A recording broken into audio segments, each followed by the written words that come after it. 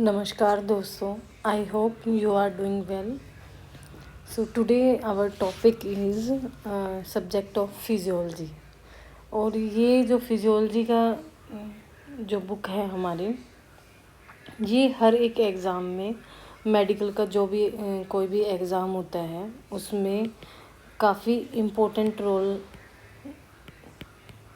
लेता है, क्योंकि इस फिजियो से काफ़ी सारे क्वेश्चन आते हैं, चाहे वो मेडिकल एग्ज़ाम हो या फिर कोई भी पैरामेडिकल कम्पिटिटिव एग्ज़ाम हो हमारे. ठीक है. और अभी रिसेंटली जो एग्ज़ाम होने वाले हैं पैरामेडिकल एग्ज़ाम, वो आरआरबी के होने वाले हैं.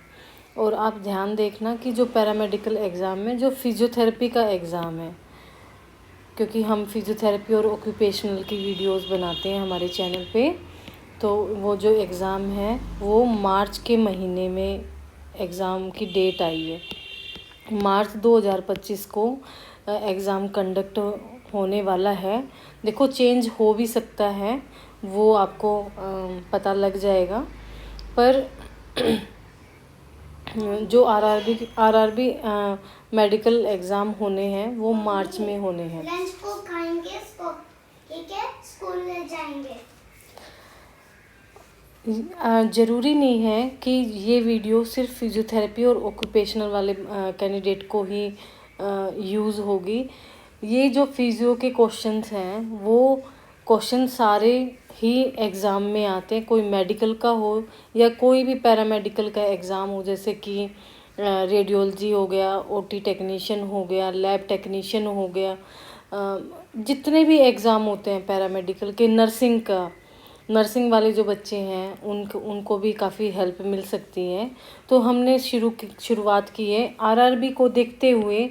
सबसे पहले मैंने यही सोचा कि हम पहले फिजियो बुक करेंगे, क्योंकि फिजियो से मैक्सिमम क्वेश्चंस आए हुए हैं नर्सिंग में, फिजियोथेरेपी में, लैब टेक्नीशियन में. चलिए देखते हैं. हमारे जो फर्स्ट जो यूनिट है उसमें हमारे 5 चैप्टर हैं, और इन 5 चैप्टर में आपको मैं इम्पोर्टेंट बता देती हूँ. देखो, आने को तो कुछ भी आ सकता है, पर आपको ये आइडिया हो जाएगा कि आपको बुक के टॉपिक्स में से क्या पढ़ना है और क्या नहीं पढ़ना, और किस टाइप का क्वेश्चन बन सकता है, और किस टाइप के क्वेश्चन आपके हर एक एग्ज़ाम में आने वाले एग्ज़ाम में आ सकते हैं. तो ये बड़ी देखने वाली बात है. देखो, सेल वाला जो टॉप चैप्टर है, सेल में से है ना, आप कोई भी कम्पिटिटिव एग्ज़ाम देंगे आपको एक क्वेश्चन यहाँ से ज़रूर देखने को मिलेगा. होमोस्टैसिस से क्वेश्चन आ सकता है, मे नोट भी इस चैप्टर से. पर एसिड बेस जो बैलेंस चैप्टर है, इसमें से ये चैप्टर जो है ये हमारा इम्पोर्टेंट रहेगा. इसमें से रेस्पिरेटरी एसिडोसिस तो आपने सुना होगा, एसिडोसिस पे, और जिन्होंने एग्ज़ाम दिए हैं उनको पता है कि ये टॉपिक कितना इम्पोर्टेंट है. और alkalosis, metabolic acidosis and alkalosis, तो ये काफ़ी इम्पोर्टेंट आपके चैप्टर रहेंगे. तो देख लेते हैं कि हमें अब किस तरीके से अपने एग्ज़ाम की तैयारी करनी है. और अभी आपके पास 5 महीने हैं, और 5 मंथ तैयारी के लिए बहुत हो जाते हैं जिसको करनी है.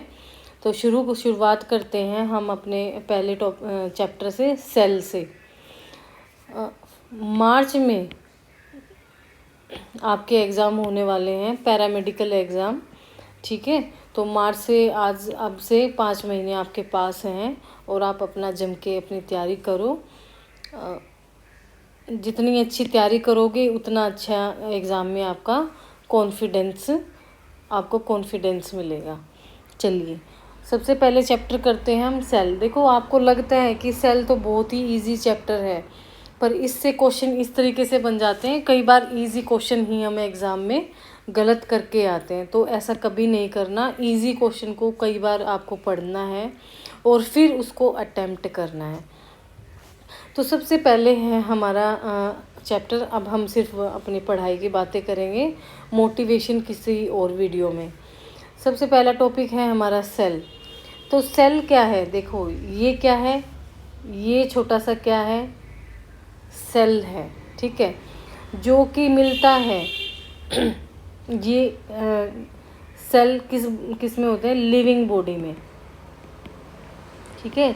लिविंग बॉडी मीन्स हम हिंदी में भी बातें करेंगे क्योंकि यहाँ पे काफ़ी सारे कैंडिडेट हैं जो कि हिंदी मीडियम में भी हैं, जैसे नर्सिंग के जो बच्चे हैं, लैब टेक्नीशियन के बच्चे हैं, या और कैंडिडेट हैं वो हिंदी में भी एग्ज़ाम देंगे। तो हम हिंदी में भी बात करेंगे और अपना साथ में इंग्लिश तो चल ही रहा है। तो ऑल जो हमारी जितनी भी लिविंग थिंग्स हैं, मीन्स जो जीव हैं, living things are compose of cell, ठीक है। एक सेल क्या बनाता है, एक लिविंग बॉडी बनाता है, ठीक है। और ये जो सेल की यूनिट होती है वो क्या है, वो स्मॉलेस्ट यूनिट है।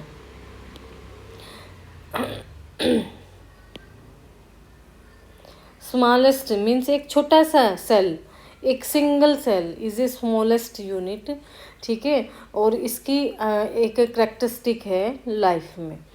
सेल क्या है, cell structural and functional unit of the living body. Living जो बॉडी है उसकी जो स्ट्रक्चरल एंड फंक्शनल यूनिट है। एक क्वेश्चन यहाँ पे आपका यही बन जाता है कि कई बार क्वेश्चन ऐसे आ जाता है कि structural unit of the living body, living body की स्ट्रक्चरल यूनिट क्या है, वो है सेल। दूसरा क्वेश्चन इसी पे बन सकता है कि functional unit of the living body, living body की फंक्शनल यूनिट क्या है। स्ट्रक्चर भी सेल है और फंक्शनल भी सेल है। देखिए यहाँ पे दो तरीके से आपके क्वेश्चन बन गए, तो एग्जामिनर आपको इस तरीके से कंफ्यूज करके एक में से दो क्वेश्चन आपको दे सकता है। अब किसी को जीने के लिए कुछ आवश्यकता भी होंगी, तो क्या है, जीने के लिए उसको सेल को सरवाइव करने के लिए न्यूट्रिशन की नीड पड़ेगी, ऑक्सीजन की need nutrition and oxygen, and produce its own energy, और वो सेल अपनी भी एनर्जी प्रोड्यूस करेगा, एलिमिनेट करेगा carbon dioxide and metabolic waste, maintains the medium, जो वो अपने मीडियम को भी मेंटेन करके रखेगा, इन्वायरमेंट फॉर इट्स सर्वाइवल, कि इस इन्वायरमेंट में वो सर्वाइव कर सकता है या नहीं कर सकता है। इमीडिएट रिस्पॉन्स, कोई भी सेल है वो इमीडिएट रिस्पॉन्स भी दे सकता है, जैसे कि हमारे काफ़ी सारे जैसे बैक्टीरिया है, टॉक्सिक सब्सटेंस हैं, हमारी बॉडी के अंदर चले जाते हैं, तो वो क्या है, इमीडिएट रिस्पॉन्स देता है और उनको मारने की एक क्रिया शुरू कर देता है, जो कि फैगोसाइट्स हैं, जो हमारे नेचुरल किलर सेल्स हैं, वो इस चीज़ का काम करते हैं, ये इन्वेडर्स होते हैं। रिप्रोड्यूस बाय डिवीज़न, सेल टूटता भी है, ठीक है, मतलब डिवाइड भी होता है, एक सेल से बहुत सारे सेल बनते हैं, तो रिप्रोड्यूस बाय डिवीज़न भी होता है। अब यहाँ पे दूसरा क्वेश्चन आपका कैसे बन सकता है, बस आपको यही ध्यान देना है कि जो मैं आपको डिफ्रेंशिएशन बता रही हूँ कि आपको आपके एग्ज़ाम में किस टाइप से क्वेश्चन आपके बनेंगे। तो यहाँ पे देखो एक बार तो ये बोल रहा है कि cell produce division by division, ठीक है, पर दूसरी साइड ये बोल रहा है कि there are some exceptions like neuron cells do not reproduce. जो सेल्स हैं वो क्या होते हैं, cells reproduce by division, but कुछ एक्सेप्शनल हमारे सेल्स हैं जो कि रिप्रोड्यूस नहीं होते, डिवीज़न होके रिप्रोड्यूस नहीं होते। वो कौन से हैं, वो हैं हमारे न्यूरॉन सेल्स। कौन से हैं, न्यूरॉन सेल्स। तो यहाँ पे दूसरा क्वेश्चन आपका यही बनता है कि दोबारा से कौन से सेल नहीं बन सकते, तो वो नहीं बन सकते हैं, वो हैं हमारे न्यूरॉन सेल। आपने कई बार देखा होगा पैरालाइज पेशेंट को, हम क्लिनिकल भी समझाते चलेंगे और थ्योरेटिकल तो आप समझ ही जाएंगे। पैरालाइज जो पेशेंट होते हैं, पैरालिसिस पेशेंट में जो इंजरी होती है, नर्व इंजरी होती है, वो रीजनरेट होती है, पर वही सेल रिप्रोड्यूस नहीं होते। इसलिए जो न्यूरॉन्स नर्व सेल्स हैं हमारे, ये रिप्रोड्यूस नहीं होते डिवीज़न के टाइम। अब करते हैं सेल। हमने पढ़ लिया कि सेल क्या है, सेल से हमने 2 क्वेश्चन बनाए। अब आता है टिश्यू। तो जो टिश्यू किसको बोलते हैं? जो हमारा ये एक सेल है ये सेल है, इस सेल ने क्या बनाया? ग्रुप ऑफ सेल बनाए डिवीज़न हो गए। ठीक है, क्या हुआ? डिवीज़न हुआ और एक ग्रुप ऑफ सेल बना दिया। तो ग्रुप ऑफ सेल को हम क्या बोलेंगे? टिश्यू बोलेंगे। क्या बोलेंगे? Tissue. A group of cells, many group of cells, a group of cells having similar function, जिनका सिमिलर फंक्शन हो। एक ग्रुप ऑफ सेल है और उसका एक सिमिलर फंक्शन है, मीन्स सेम फंक्शन है सबका, उसको हम बोलेंगे टिश्यू। मैनी टाइप के टिश्यूज़ होते हैं बॉडी के अंदर। जो टिश्यूज़ होते हैं वो मैनी टाइप के होते हैं। ठीक है, और मेजर 4 टाइप्स के टिश्यूज़ होते हैं। सबसे पहले इनको बोला जाता है प्राइमरी टिश्यूज़। क्या बोला जाता है? Primary tissues. तो पहला जो टिश्यू है वो है मसल टिश्यू। अब मसल से पता लग रहा है आपको, skeletal muscle, smooth muscle and cardiac muscle. Nervous tissue, neuron cells and supporting sales. Supporting sales वो होते हैं जैसे कि एस्ट्रोसाइट्स, गिलियल सेल्स। ये भी काफ़ी इम्पोर्टेंट है। इसका जो टॉपिक है पूरा वो हमारा नर्वस सिस्टम में आएगा और हम इसको अच्छे से पढ़ेंगे और इम्पोर्टेंट है। और अगर किसी को आप तैयारी भी कर रहे हैं और मैं इम्पोर्टेंट बोल रही हूँ तो आप अपना इनके नोट्स बेसिक से बना लेना। ठीक है, तो ये सपोर्टिंग सेल्स हैं। आपको ये पूछा जाएगा जो ग्लियल सेल्स हैं ये कहाँ मिलते हैं? ये ब्रेन में मिलते हैं या स्पाइनल कॉर्ड में मिलते हैं? एस्ट्रोसाइट कहाँ पाए जाते हैं? ठीक है। थर्ड है हमारा एपिथेलियल टिश्यू। एपिथेलियल टिश्यू से आप समझ सकते हैं squamous, laminar, cuboidal epithelial cell. Connective tissue. अब एक क्वेश्चन आपका यहाँ पे बन जाता है कि कौन कौन से, सबसे पहले तो एक क्वेश्चन बन जाता है लैब में या सब हर एक एग्ज़ाम में आ जाता है। आरआर भी पूछ सकता है कि जो ब्लड है वो किस टाइप का टिश्यू है। ठीक है, जो ब्लड है वो किस टाइप का टिश्यू है? वो है कनेक्टिव टिश्यू। जो हमारी बोन है, ये बोन भी क्या है? किस टाइप की टिश्यू है? बोन भी हमारी कनेक्टिव टिश्यू है। जो कार्टिलेज हैं, कार्टिलेज भी हमारे क्या हैं? हमारे कनेक्टिव टिश्यू हैं। तो आपको बस ये याद रखना है कि कनेक्टिव टिश्यू हमारे कौन कौन से हैं। तो कनेक्टिव टिश्यू है हमारे कार्टिलेज, बोन एंड ब्लड। तो इसमें से कोई भी आपका क्वेश्चन आ सकता है। इस तरीके से आपको अपनी तैयारी करनी है और इस तरीके से आपको अपने क्वेश्चंस बनाने हैं। ठीक है, कार्टिलेज, बोन एंड ब्लड, ये है कनेक्टिव टिश्यूज़। अब करते हैं हम बात सबसे पहले हमने सेल किया, फिर हमने टिश्यू किया। टिश्यू के बाद जब एक टिश्यू बनता है ग्रुप ऑफ सेल, तो ग्रुप ऑफ सेल क्या बनाएगा? काफ़ी सारे ग्रुप ऑफ सेल्स जब बन जाएंगे तो वो एक ऑर्गन क्रिएट करेगा, ऑर्गन बनाएगा। तो ऑर्गन आपको सबको पता है ऑर्गन क्या है? ऑर्गन क्या है? 2 और मोर प्राइमरी टाइप ऑफ टिश्यू। एक से ज़्यादा टाइप के जब टिश्यूज़ मिलके कुछ स्ट्रक्चर बनाते हैं वो बनते हैं ऑर्गन। ठीक है, ऑर्गन का एक फंक्शन होता है, ऑर्गन का अपना एक स्ट्रक्चर होता है। सब ऑर्गन का अपना अपना एक स्ट्रक्चर है, स्ट्रक्चर के साथ उसका एक स्पेसिफिक फंक्शन है। तो 4 टाइप्स के आपने पढ़ लिए प्राइमरी टिश्यूज़ होते हैं। जो ऑर्गन है, ऑर्गन भी 2 तरीके के हैं, 2 टाइप के हैं। एक तो है होलो ऑर्गन और दूसरा है पैरेन्काइमल ऑर्गन। ठीक है, hollow organ and parenchymal organ. Hollow means खाली और पैरेन्काइमल ऑर्गन मीन्स कॉम्पैक्ट, बिल्कुल भरा हुआ। तो जो होलो ऑर्गन है वो क्या होते हैं? ट्यूबुलर होते हैं। तो यहाँ पे एक क्वेश्चन आपका ऐसे बन सकता है कि जो होलो ऑर्गन है उनका स्ट्रक्चर कैसा होता है? उनका स्ट्रक्चर ट्यूबुलर होता है। और जो पैरेन्काइमल ऑर्गन है उनका स्ट्रक्चर वो क्या होते हैं? कॉम्पैक्ट होते हैं। ठीक है, ऑर्गन्स आपको पता ही है कौन कौन से ऑर्गन्स होते हैं जो हमारी बॉडी के अंदर। इवन स्किन भी एक क्या है? हमारा लार्जेस्ट ऑर्गन है जो कि सारे ऑर्गन्स को कंबाइन करके एक स्ट्रक्चर बनाता है, ठीक है।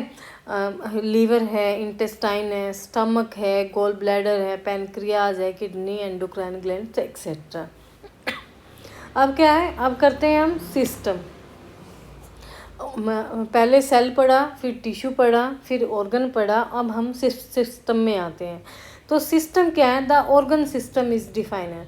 सिस्टम में क्या होता है कि जो ऑर्गन्स हैं, अब बॉडी के अंदर ऑर्गन्स तो हो गए हैं, पर ऑर्गन्स का भी एक स्पेसिफिक फंक्शन है जो कि टुगेदर वर्क करता है, ठीक है। सारे के सारे ऑर्गन अपना अपना वर्क करते हैं और एक दूसरे की हेल्प से, एक दूसरे के स्पेसिफिक वर्क से वो काम करते हैं। तो वो एक सिस्टमेटिक वे से चलते हैं, तो उनको बोला जाता है ऑर्गन सिस्टम। तो the organ system is defined as group of organ that work together to carry out specific function of the body. सिर्फ इसमें इतना ही पढ़ने की बस आपको नॉलेज होनी चाहिए कि इसका मीन्स ये है। और जो MBBS के बच्चे हैं और जो हिंदी मीडियम से पढ़ के आए हैं, उनके लिए ये वीडियो काफ़ी बेनिफिट रहेगी। वो भी ज़रूर इसको सुने, इसको देखें कि उनके भी अपने कॉन्सेप्ट क्लियर हो जाएं। क्योंकि हर किसी की इंग्लिश भी ज़रूरी नहीं है कि हर एक MBBS स्टूडेंट की इंग्लिश अच्छी होती है। कई बार हिंदी के स्टूडेंट्स हो जाते हैं तो उनको थोड़ा सा दिक्कतें होती हैं पढ़ने में, तो वो इन वीडियोस की हेल्प लेके अपना अच्छे से पढ़ सकते हैं। अब करते हैं स्ट्रक्चर ऑफ द सेल। अब सेल का स्ट्रक्चर करते हैं। Cell structure, cell is form by a cell body. जो सेल है cell is formed by a cell body and उसके देखो, अगर स्ट्रक्चर है तो उसके ऊपर मेम्ब्रेन होगी, ठीक है। एक बॉडी होगी उस सेल की बॉडी होगी, तो वो किसी चीज़ से कवरिंग होगी, ठीक है। तो वो जो सेल है वो किससे कवर होगा, वो एक मेम्ब्रेन से कवर होगा। Membrane covering the cell body called the cell membrane. Cell body has 2 parts. Cell body के 2 पार्ट्स हैं, एक तो है न्यूक्लियस और एक है साइटोप्लाज्मा। तो न्यूक्लियस तो हमारा ये हो गया और साइटोप्लाज्मा हमारा ये हो गया बाहर वाला, ठीक है। तो जिसमें ये ऑर्गेनेली हैं हमारे, ये साइटोप्लाज्मा में है और न्यूक्लियस हमारा सेल के बिल्कुल सेंटर में है। और ये हमारे जो बाहर है, जो लेयर है, ये होगी हमारी सेल मेम्ब्रेन। और ये हमारा सेल स्ट्रक्चर है, ये न्यूक्लियस है और ये हमारा साइटोप्लाज्मा है, जो ये आपको ये ग्रे कलर का आपको दिखाई दे रहा है, ठीक है। ये हमारा साइटोप्लाज्मा है। चलिए अब बात करते हैं। अब हमने न्यूक्लियस की बात करी, न्यूक्लियस पे भी एक क्वेश्चन आपका आने वाला है, आ सकता है। अब ये न्यूक्लियस है, ये हर एक सेल में प्रेजेंट होता है, बट ये न्यूक्लियस कौन से सेल में प्रेजेंट नहीं होता है, ठीक है। ये हमें पढ़ना है। अब हम आगे चलेंगे, देखते हैं आगे क्या मिलेगा। Cell membrane, cytoplasm and nucleus. अब करते हैं cell membrane. Cell membrane is a protective sheet, सबको पता है, enveloping the cell body.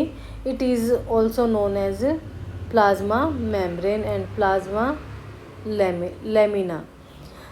तो आपको ऑप्शन में ये आ सकता है कि जो plasma membrane is also known, other name क्या, उसको क्या क्या बोला जाता है प्लाज्मा मेम्ब्रेन को, या सेल मेम्ब्रेन को का अदर नेम भी पूछ सकते हैं। तो वो नाम है प्लाज्मा मेम्ब्रेन और प्लाज्मा लेमा। तो मेम्ब्रेन में क्या है, एक्स्ट्रा सेलुलर फ्लूइड होता है और इंट्रा सेलुलर फ्लूइड होता है। जो सेल है, सेल की जो मेम्ब्रेन है, ये क्या है, एक सेमी परमिएबल मेम्ब्रेन है, ठीक है। सेमी परमिएबल मेम्ब्रेन का मतलब क्या होता है, free exchange of certain substance in between extra cellular fluid and intracellular fluid. Semi means half, आधे सब्सटेंसेस को पास करना और को छोड़ देना, ठीक है, इसका मीन्स ये है। Composition of cell membrane, cell membrane का कंपोजिशन किस किस से बनता है? ये बनता है प्रोटीन से, लिपिड से एंड कार्बोहाइड्रेट से। अब करते हैं structure of cell membrane. Cell membrane is called a unit membrane, ठीक है। सेल मेम्ब्रेन को देखो, सेल मेम्ब्रेन को क्या क्या बोला जाता है? सेल मेम्ब्रेन को प्लाज्मा मेम्ब्रेन बोलते हैं, प्लाज्मा लेमा बोलते हैं, और थर्ड इसको बोलते हैं यूनिट मेम्ब्रेन। क्या बोलते हैं? यूनिट मेम्ब्रेन, ये रही। And 3 layered membrane, fourth name है इसका 3 लेयर्ड मेम्ब्रेन। ये अपने ना नोट्स में बना लेना, जो मैं आपको ऐसे पढ़ा रही हूँ। और नोट्स में बनाने की ज़रूरत नहीं, ये पूरी बुक है, ये वीडियो ही एक नोट्स बन जाएंगे आपके, आपको कुछ करने की ज़रूरत नहीं है। आप बार बार इस वीडियो को ओपन करो और ऐसे इसको देख लो। तो जब 3-4 बार आप वीडियोज़ को देखोगे, अपने आप ही सब कुछ लर्न हो जाएगा। तो देख लेते हैं, जो electron microscope study reveal 3 layer of cell membrane. Namely, ये क्वेश्चन ऐसे बन सकता है कि सेल मेम्ब्रेन को अगर माइक्रोस्कोप स्टडी से देखते हैं तो कितनी लेयर की मिलती है? तो 3 लेयर मेम्ब्रेन बोला जाएगा। 1 central electron Lucent layer and 2 electron dense layer. 2 layer होंगी डेंस और एक होगी लूसेंट लेयर, उसको बोला जाएगा। अब करते हैं structural model of the cell membrane, very important part. ये जो स्ट्रक्चरल मॉडल है ना, जो मॉडल, ये काफ़ी इम्पोर्टेंट है। और एम्स ऋषिकेश में, एम्स 2023 ऋषिकेश में इससे क्वेश्चन आया था।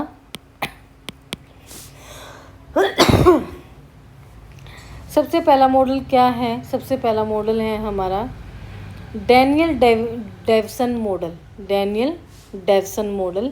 Daniel Dawson model was the first propose basic model of membrane structure. तो इसकी प्रपोज किसने किया था? James F Daniel. देखो इसके नाम से पता लग रहा है, डैनियल एंड हग डेवसन 1935 को। ईयर्स को कोई नहीं पूछता है, अभी तक किसी भी एग्ज़ाम में हमने देखने को नहीं मिला है। मैंने काफ़ी एग्ज़ाम दिए हैं पर ईयर्स कभी आए नहीं है, आने का पता नहीं, पर अभी तक नहीं आए, बस नेम्स ही आते हैं। तो जो एक स्ट्रक्चर मॉडल है सेल मेम्ब्रेन का, डैनियल डेवसन मॉडल, उसको प्रपोज किया था James F Daniel and hug Dawson ने। इस मॉडल को अब एक एक क्वेश्चन बना लो। इस मॉडल को क्या बोला जाता है? Sandwich of lipid. क्या बोला जाता है? This model was basically a sandwich of lipid covered by protein on both sides. तो आपसे ये क्वेश्चन पूछ लेंगे कि जो सेल मेम्ब्रेन है, कौन सी cell membrane sandwich of lipid, कौन सा मॉडल है जो कि सैंडविच ऑफ लिपिड से बना हुआ है? तो आपको वहाँ पे ये फाइंड करना है, डैनियल डेवसन मॉडल। अब नेक्स्ट करते हैं unit membrane model. Unit membrane model में है JD Robertson replaced Daniel Dawson model.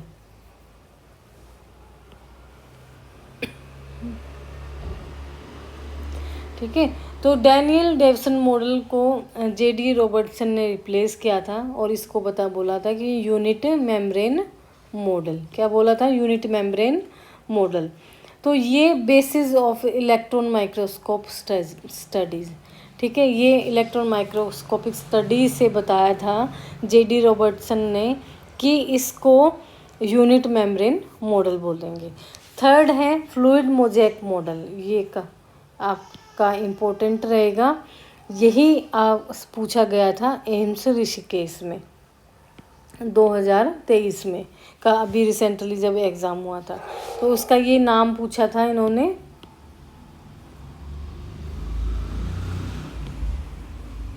कि fluid mosaic model discovered by, तो किसने डिस्कवर किया था? तो ये किया था S J. Singer and J.L. Nicolson.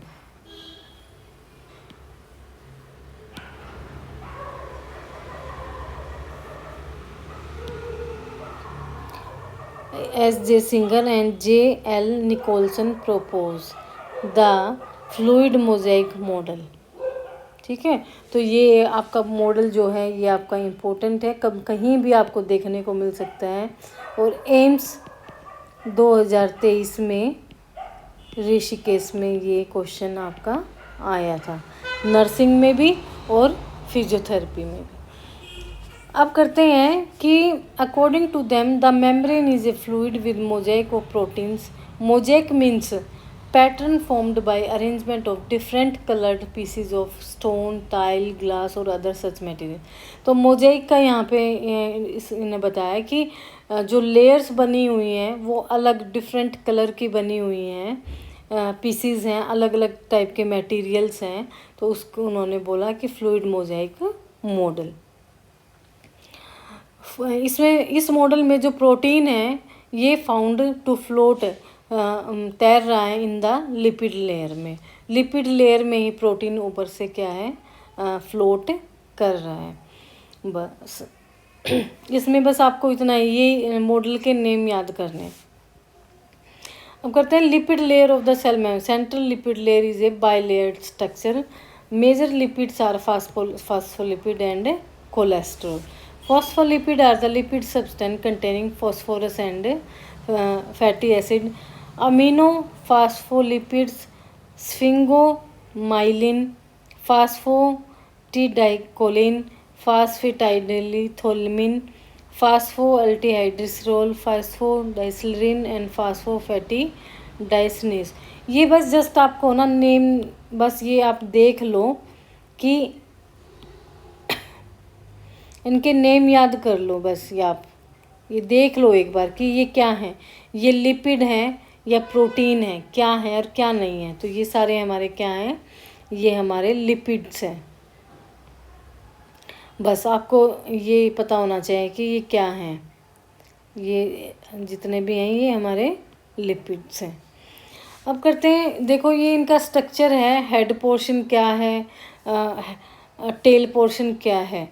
तो स्ट्रक्चर से क्वेश्चन अभी आया नहीं है, पर हाइड्रोफिलिक और हाइड्रोफोबिक से आपको क्वेश्चन एग्ज़ाम में देखने को मिल सकता है कि हाइड्रोफिलिक बाहर है या हाइड्रोफिलिक अंदर है। तो स्ट्रक्चर में देखो जो हाइड्रोफिलिक पोर्शन है ये आउटर में है और हाइड्रोफोबिक ये इनर में है। बस इस स्ट्रक्चर में आपको ये देखना है। ये जो हैं फास्फोलिपिड कोलेस्ट्रॉल हैं। अब करते हैं cholesterol molecule are arrange in between the phospholipid. जो कोलेस्ट्रॉल हैं ये फास्फोलिपिड के बीच में अरेंज हैं। अब लिपिड लेयर जो है सेल की, cell membrane is a semi permeable membrane allow only the fat soluble substances. Fat soluble substance like oxygen, carbon dioxide, alcohol can pass through this lipid layer. Water soluble substance such as glucose, urea and electrolyte. Protein layers of the cell membrane. Protein layer of the cell membrane are electron dense layer. जो protein layer है ये क्या है, dense layer है, और जो lipid layer है ये क्या है, ये आउटर लेयर है, मीन्स लूसेंट लेयर है। तो protein layer give protection to the central, protein layer give, जो प्रोटीन लेयर है ये हमें प्रोटेक्शन देती है सेंट्रल लिपिड लेयर से। अब इसमें और आपको कोई कुछ और याद करने की ज़रूरत नहीं है, बस इस स्ट्रक्चर में आपको बस ये ध्यान रखना है। कॉम्पिटिटिव एग्ज़ाम में ज़्यादा कुछ याद रखना भी नहीं होता है, क्योंकि ज़्यादा दिमाग भी याद करोगे तो कंफ्यूज हो जाते हैं। तो सिंपल सा आपको ये याद रखना है कि जो lipid of the cell membrane है, सेल मेम्ब्रेन में जो हाइड्रोफिलिक है ये आपकी बाहर एक्सटर्नल है और हाइड्रोफोबिक अंदर है। बस कोलेस्ट्रॉल इसके लेयर के बीच में है।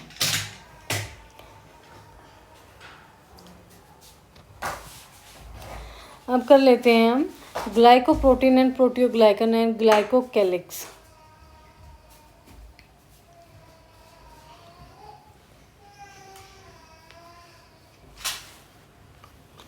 इसमें से भी आप कोई नहीं, बस प्रोटीन की बातें हैं, कार्बोहाइड्रेट, नेगेटिव चार्ज, कुछ नहीं है। अब कर लेते हैं functions of the cell membrane. तो सेल मेम्ब्रेन के कौन कौन से फंक्शन होते हैं? प्रोटेक्टिव फंक्शन होता है, selective permeability, absorptive function, excretory function, exchange of gases, maintenance of shape and size of the cell. अब करते हैं cytoplasm. Cytoplasm of the cell is jelly like material. ठीक है, तो जो मैंने बताया ना कि एक तो न्यूक्लियस है, सबसे पहले हम सेल मेम्ब्रेन कर रहे थे, अब हम साइटोप्लाज्मा पे आगे, फिर लास्ट में हम न्यूक्लियस पे जाएंगे। तो साइटोप्लाज्मा ऑफ द सेल जो है वो एक जेली लाइक मटेरियल है जो 80% किससे बना होता है? वाटर से। एक क्वेश्चन आपको ये याद करना है कि जो साइटोप्लाज्मा है वो 80% वाटर से बना। ये कंटेन करता है clear liquid portion called cytosol. जो क्लियर जो लिक्विड पोर्शन होता है वो क्या होता है? साइटोसोल होता है। साइटोप्लाज्मा में भी एक्टोप्लाज्मा एंड एंडोप्लाज्मा। अब हम बात करते हैं ऑर्गेनली इन साइटोप्लाज्मा। देखो, हम सबसे पहले हम सेल स्ट्रक्चर बना लेते हैं। ये है हमारी सेल मेम्ब्रेन और इसके हम कलर चेंज कर लेते हैं।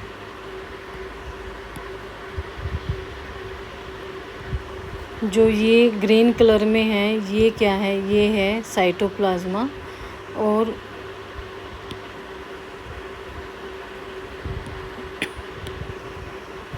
जो ब्लू कलर में है ये है हमारा न्यूक्लियस।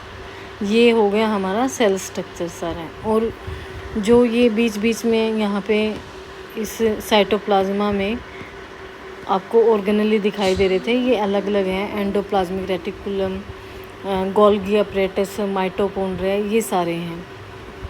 तो अब देख लेते हैं जो साइटोप्लाज्मा हम अभी पढ़ा रहे थे कंटिन्यूटी में। तो जो साइटोप्लाज्मा का लिक्विड पोर्शन है उसको हम क्या बोलेंगे? साइटोसोल बोलेंगे। क्या बोलेंगे? साइटोसोल। ये आपका इम्पोर्टेंट है, इसको आप याद कर लेना कि साइटोप्लाज्मा में जो साइटोप्लाज्मा है वो 80% ऑफ वाटर से बना होता है, जेली लाइक मटेरियल होता है। और साइटोप्लाज्मा को जो लिक्विड पोर्शन है उसको हम क्या बोलेंगे? साइटोसोल बोलेंगे। तो 3 क्वेश्चन आपके यहाँ पे बन जाते हैं। तो जो साइटोप्लाज्मा है इसके 2 जोन से बना होता है। इसमें 2 जोन होते हैं, एक एक्टोप्लाज्मा और एक है एंडोप्लाज्मा। जो एक्टोप्लाज्मा है ये जो सेल मेम्ब्रेन के जो पास में है इसको हम बोलेंगे एक्टोप्लाज्मा। और जो ये न्यूक्लियस में अंदर यहाँ पर है ये है एंडोप्लाज्मा।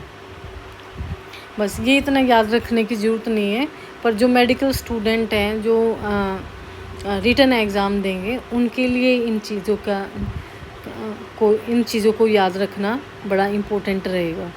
अब कर लेते हैं कि साइटोप्लाज्मा के अंदर जो ऑर्गेनली हैं देखो, ऑर्गन हो गया, ऑर्गन के अंदर क्या होंगे? ऑर्गेनली हो गए।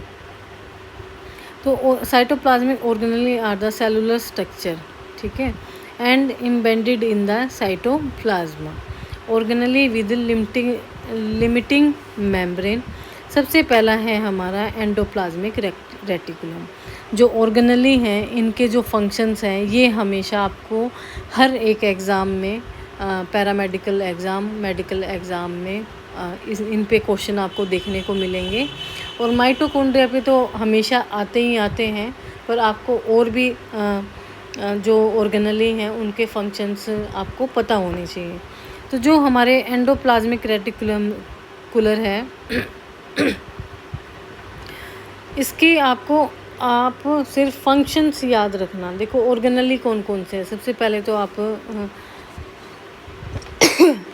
ये याद करो, endoplasmic reticulum, Golgi apparatus, lysosome, peroxisome, centrosome and centrioles, secretary vesicles, mitochondria and nucleus.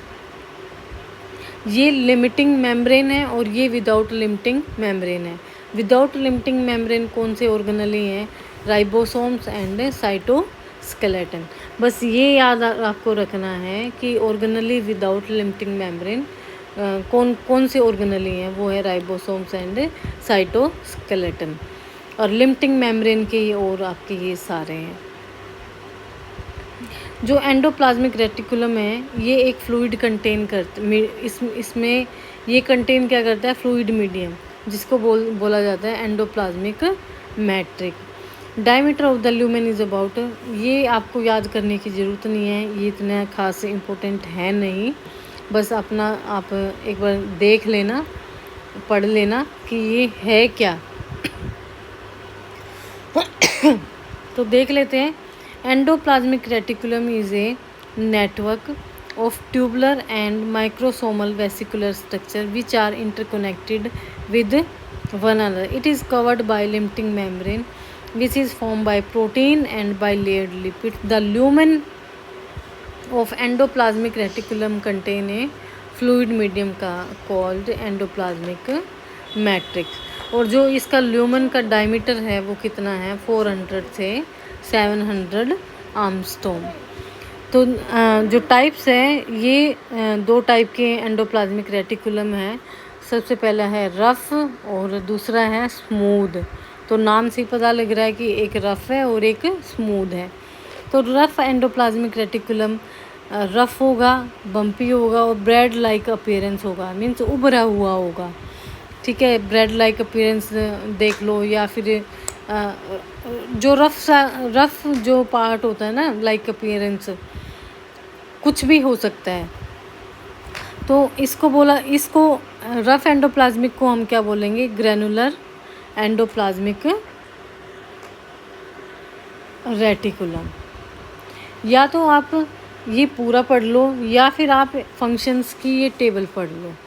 ठीक है, आपका एक क्वेश्चन यहाँ पे तैयार हो जाएगा।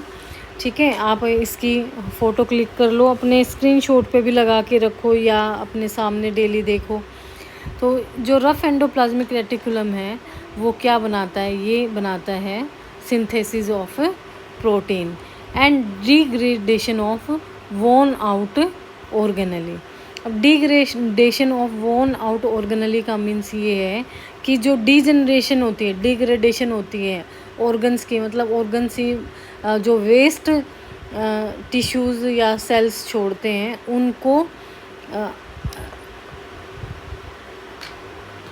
उनका इनटेक करना, मीन्स उनको डिस्ट्रॉय करना। ठीक है, उसके ये किसका काम है? ये रफ़ एंडोप्लाज्मिक रेटिकुलम का काम है। स्मूथ एंडोप्लाज्मिक रेटिकुलम का क्या वर्क है, फंक्शन है? Synthesis of lipid and steroid. Role cellular metabolism, storage and metabolism of calcium and catabolism and detoxification of toxic substance. तो आप यहाँ से, ये काफ़ी इम्पोर्टेंट है, यहाँ से आपको हर एग्ज़ाम में क्वेश्चन आपको देखने को मिलेंगे, पर फिर भी आप एक बार थ्योरी पढ़ लेते हैं। इसमें दिया गया है कि फंक्शन है synthesis of protein and degradation of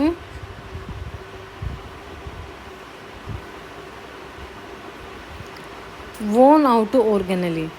तो सिंथेसिस ऑफ प्रोटीन की प्रोटीन तो बनाएगा ही, and which are secreted from the cell such as insulin from beta cell of islet of Langerhans in pancreas, antibodies from B lymphocytes. आपको इतना ज़्यादा पढ़ने की नीड नहीं है, बस आपको फंक्शंस लर्न करने हैं कि एंडोप्लाज्मिक रेटिकुलम का फंक्शन क्या है और स्मूथ एंडोप्लाज्मिक रेटिकुलम का फंक्शन क्या है।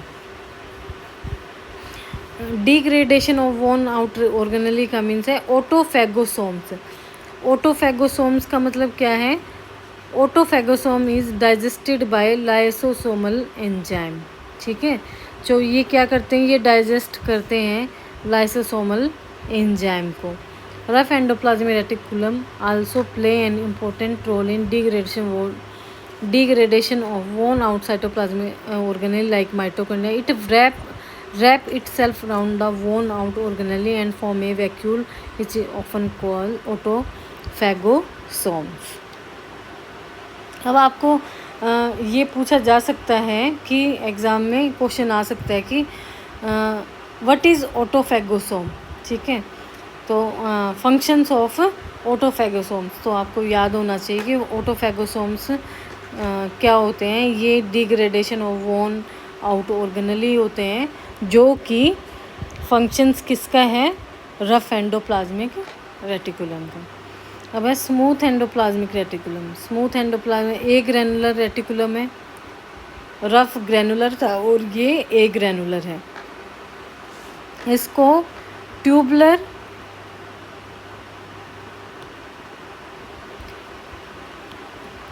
एंडोप्लाज्मिक रेटिकुलम भी बोला जाता है। तो जो ये डबल नेम है ना, ये याद करने भी बड़े ज़रूरी होते हैं। इनके आने की संभावना बहुत ज़्यादा होती है क्वेश्चंस की। तो इसका है synthesis of non protein substance, role in cellular metabolism, storage and metabolism of calcium and catabolism and detoxification. Detoxification carcinogens कौन क्या होते हैं, कैंसर प्रोड्यूसिंग सब्सटेंस, ठीक है, इन द लीवर। अब करते हैं सेकंड ऑर्गेनली है हमारा गोल्गी अपरेटस।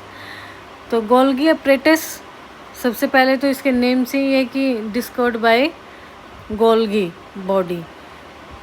गोल्गी अपरेटस और Golgi body, Golgi complex is a membrane bound organelle discovered by Camillo Golgi, ठीक है। ये आप याद रखना कि किसने डिस्कवर्ड किया था, कैमलियो गोल्गी ने डिस्कवर किया था।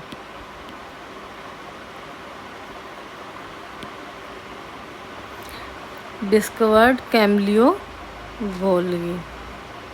Golgi apparatus consist of 5 to 8 flattened membrane. इसमें 5 से 8 फ्लैटेंड मेम्ब्रेन से शेक होती हैं, जिसको क्या बोला जाता है, सिस्ट्रैन। क्या बोलते हैं, सिस्ट्रैन।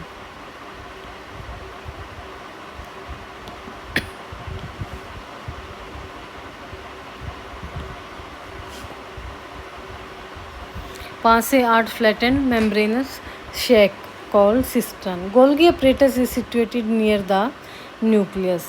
ये आपको है न्यूक्लियस के पास कौन सा ऑर्गेनली सिचुएटेड होता है, वो होता है Golgi apparatus. Cis face and trans face, इसमें इसके 2 एंड होते हैं, एक तो सिस फेस होता है और ट्रांस फेस होता है। अब कर लेते हैं फंक्शंस ऑफ गोल्गी अपरेटस। पीछे से कर लेते हैं पहले। गोल्गी अपरेटस का जो फंक्शन है वो क्या है, प्रोसेसिंग करना, पैकेजिंग करना, लेबलिंग करना and delivery of protein and lipid. ये ऐसे जर्नी बनाते हैं और ये वाला ऐसे वाला वो जर्नी वो तो सर गोल्गी अपरेटस का फंक्शंस क्या है, processing, packaging, labelling and delivery of protein. बस आपको इतना ही याद रखना है कि गोल्गी अपरेटस प्रोसेस करता है, पैक करता है, लेबलिंग करता है और प्रोटीन की डिलीवरी दे देता है। Processing of material, packaging of material, labelling and delivery of material. तो अब देख लो, अब गोल्गी अपरेटस को ना जोमेटो से याद रखना, जोमेटो, ठीक है।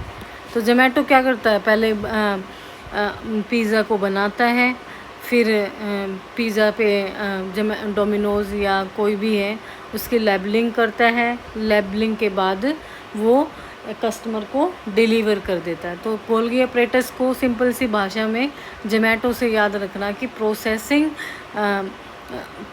Packaging of material, processing of material, packaging of material and labelling and delivery of material.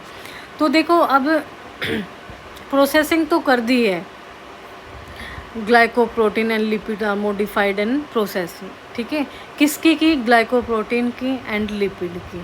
फिर पैकेज कर दिए, दोनों के दोनों क्या कर दिए, पैक कर दिए।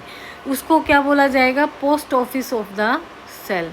तो यहाँ पे आपका एक क्वेश्चन यहाँ बन सकता है, गोल्गी अपरेटस को post office of the cell, ये क्वेश्चन पूछा जा सकता है। पोस्ट ऑफिस ऑफ द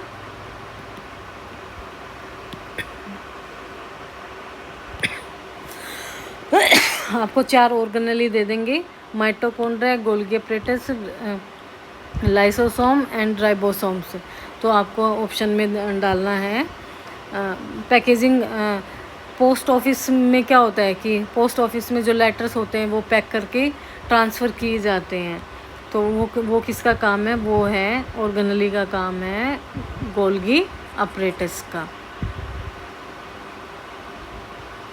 और ट्रिक से अगर आप ना याद रखेंगे तो लंबे समय तक आपको याद रहेगा। अब करते हैं labelling and delivery of material. अब ग्लाइकोप्रोटीन और लिपिड की पहले प्रोसेसिंग हुई, फिर पैकेजिंग हुई। पैकेजिंग को हम क्या बोलेंगे? Post office of the cell बोलेंगे। और फिर labelling and delivery of material, तो उसको हम क्या बोलेंगे? उसको बोलेंगे shipping department of the cell. हमारे सेल के अंदर जो शिपिंग डिपार्टमेंट है वो कौन से ऑर्गेनेली के पास है? तो वो हम बताएंगे गोल्गी अपरेटस के पास है। तो सबसे पहले तो देखो गोल्गी अपरेटस पे फंक्शन पूछेंगे। पहला क्वेश्चन फंक्शन का होगा। फिर फंक्शन में से क्वेश्चन पूछेंगे कि post office of the cell किसको बोला जाता है, shipping department of the cell मम्मी कौन सा ऑर्गेनेली है। अब करते हैं थर्ड ऑर्गेनेली, हाँ, और लाइसोसोम। लाइसोसोम लाइसोसोम क्या है? Lysosome are membrane bound vesicular organelle found throughout the cytoplasm. Lysosome एक एंजाइम है, आप ये वैसे ही देख लो कि हाइड्रोलिटिक एंजाइम है।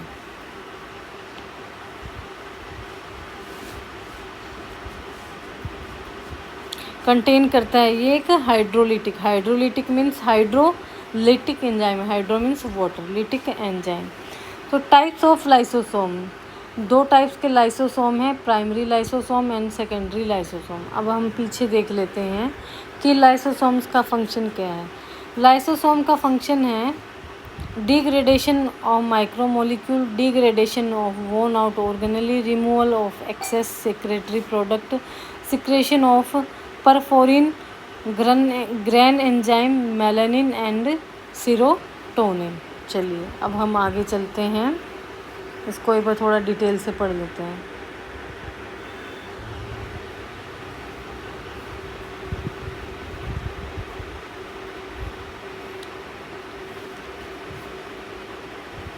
जो ये गोल्गी अपरेटस में जो ये प्रोसेसिंग हुई है, पैकेजिंग हुई है, लेबलिंग हुई है, डिलीवरी हुई है मटेरियल की, उसके बाद वो क्या बन जाता है? वो एक लाइसोसोम बन जाता है, बिकम ए लाइसोसोम। ठीक है, और जो कंटेन करता है एक हाइड्रोलिटिक एंजाइम। तो ये 2 हमारे लाइसोसोम्स हैं, primary lysosome and secondary lysosome. जो प्राइमरी लाइसोसोम है ये इनएक्टिव है और ये एक्टिव है। सेकेंडरी लाइसोसोम एक्टिव लाइसोसोम और ये इनएक्टिव लाइसोसोम है। बस इतना आपको याद रखना है।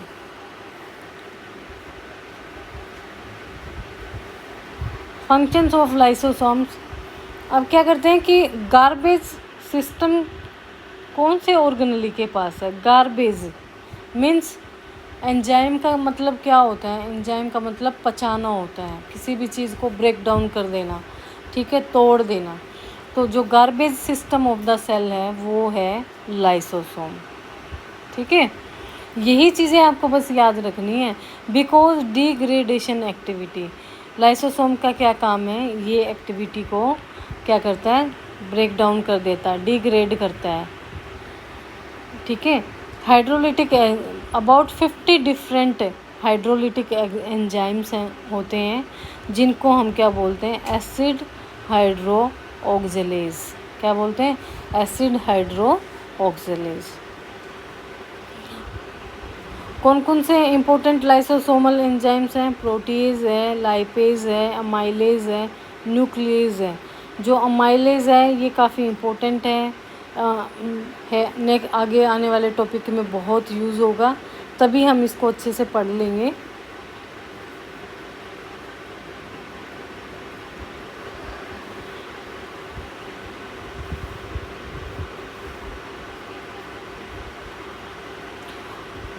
अब करते हैं mechanism of lysosomal function. Lysosomal function involve two mechanism, heterophagy and autophagy. ठीक है, heterophagy digestion of extra cellular material, engulf means निगलना, बाय द किसके सेल, वाई एंडोसाइटोसिस। दो सेल्स होते हैं, endocytosis and exocytosis. Endo means अपने आप में ही निगल जाना। ठीक है, digestion of extra cellular material engulf by the cell via endocytosis. Auto means अपने आप, digestion of intra cellular material. Hetero means बाहर और ओटो मीन्स अंदर। तो intra cellular material such as worn out cytoplasmic organelle. ये वैसे अभी तक देखने को मिला नहीं है, पर आपको बस जस्ट आपको पता होना चाहिए कि हिट्रोफेजी एंड ऑटोफेजी मीन्स क्या होता है। अब ये फैगोसोम्स आपको पता ही है, वैक्यूल्स को बोलते हैं। फैगोसोम्स को हम क्या बोलते हैं, फैगोसाइटोसिस जो engulfment of waste material, pinocytosis, receptor mediated endocytosis, तो इनको बोला जाता है phagosomes and vacuoles. Endosomes, primary lysosomes and secondary lysosomes. Next करते हैं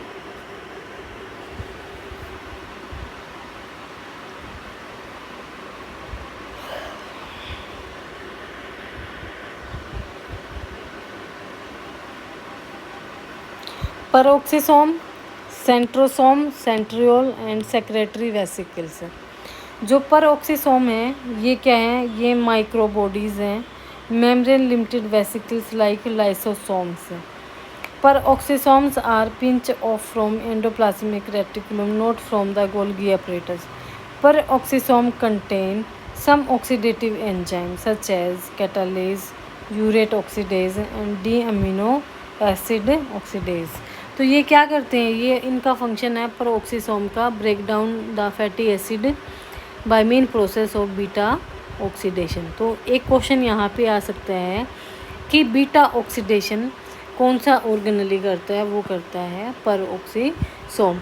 डिटॉक्सिफिकेशन कौन करता है, पेरोक्सिसोम्स।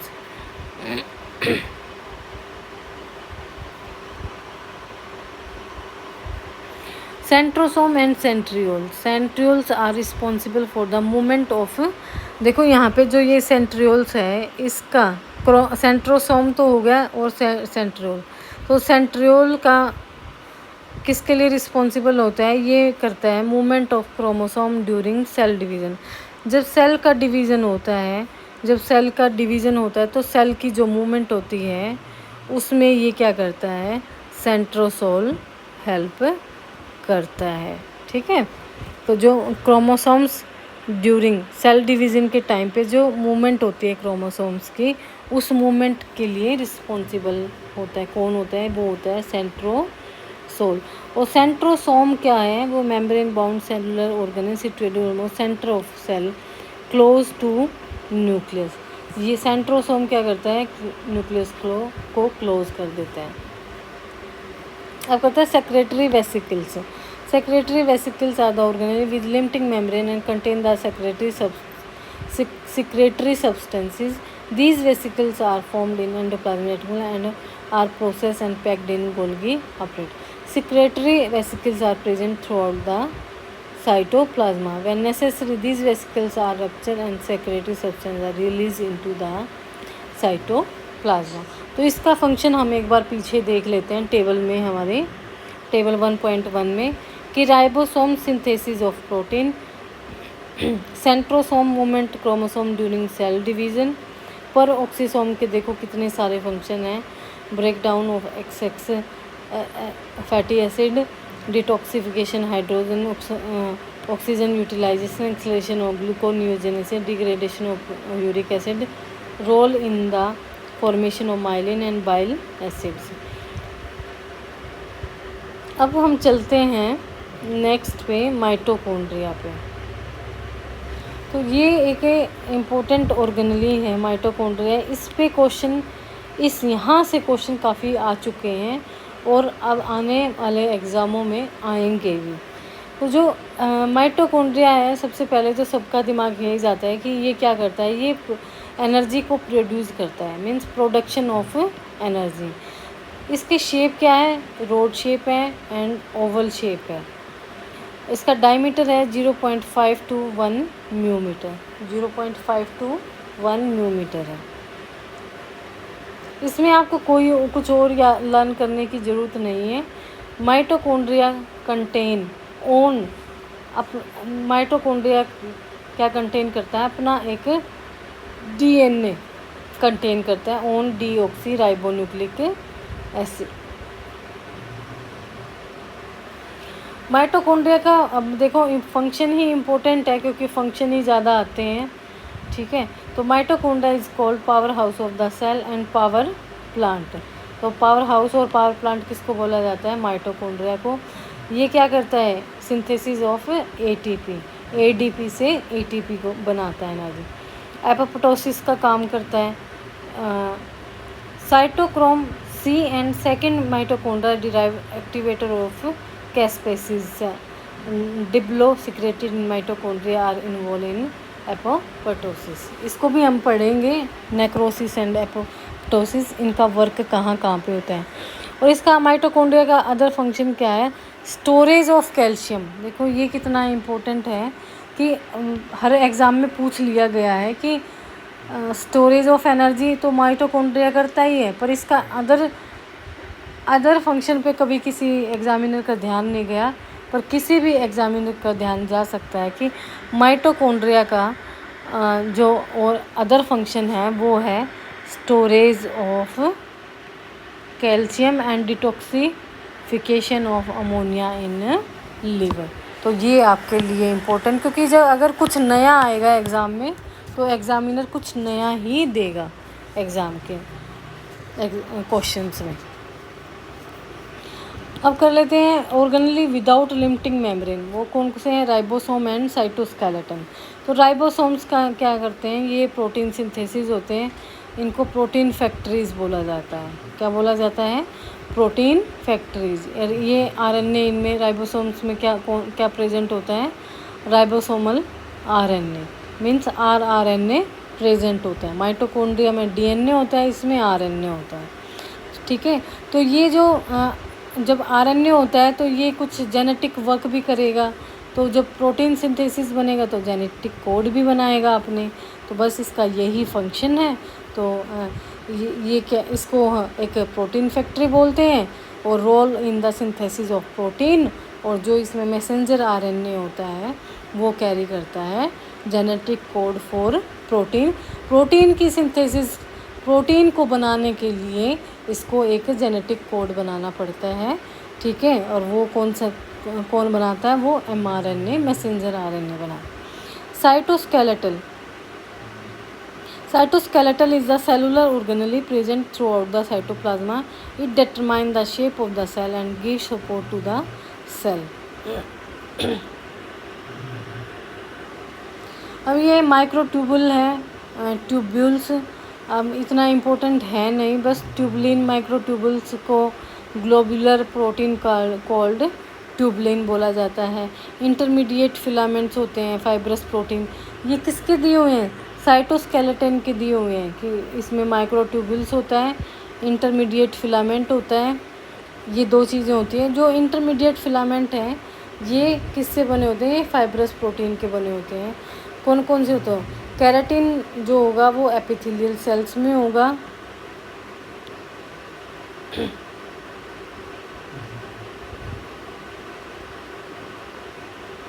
देख लेते हैं फिलामेंट्स भी। केराटिन से समझ में आ जाता है, एपिथेलियल स्किन से जुड़ा हुआ है। गिलियल फिलामेंट, देखो मैंने आपको बताया ना था जो सपोर्टिंग सेल्स के बारे में जब मैं बात करी थी, तो वो क्या है, ग्लियल सेल्स मीन्स एस्ट्रोसाइट्स। ये हैं सपोर्टिंग सेल। और किसके हैं ये सपोर्टिंग सेल्स? ये हैं नर्वस सिस्टम के।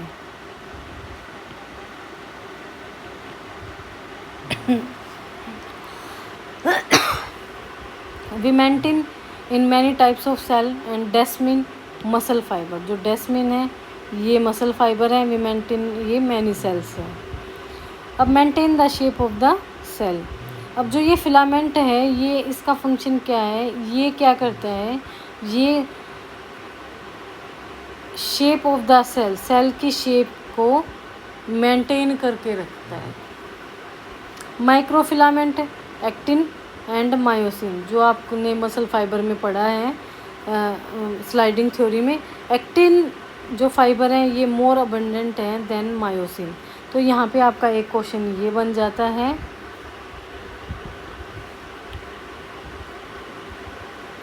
कि जो एक्टिन फिलामेंट है, कौन सा फिलामेंट है जो माइक्रोफिलामेंट मसल फाइबर में जो माइक्रोफिलामेंट है वो कौन सा ज़्यादा है, एक्टिन है या मायोसिन है। एक क्वेश्चन ये बन जाता है। तो आपको बस ये याद रखना है, actin is more abundant in myosin. ठीक है। माइक्रोफिलामेंट का फंक्शन क्या है, ये सेल के को स्ट्रक्चरल स्ट्रेंथ देता है। क्या देता है? सेल को स्ट्रक्चरल स्ट्रेंथ देता है। अब बात करते हैं हम न्यूक्लियस की। सेल है, सेल मेम्ब्रेन है, फिर ये साइटोप्लाज्मा और बीच में क्या है, ये है हमारा न्यूक्लियस। न्यूक्लियस क्या मोस्ट प्रोमिनेंट होता है किसके अंदर, सेल के अंदर। ठीक है। And largest cellular organelle.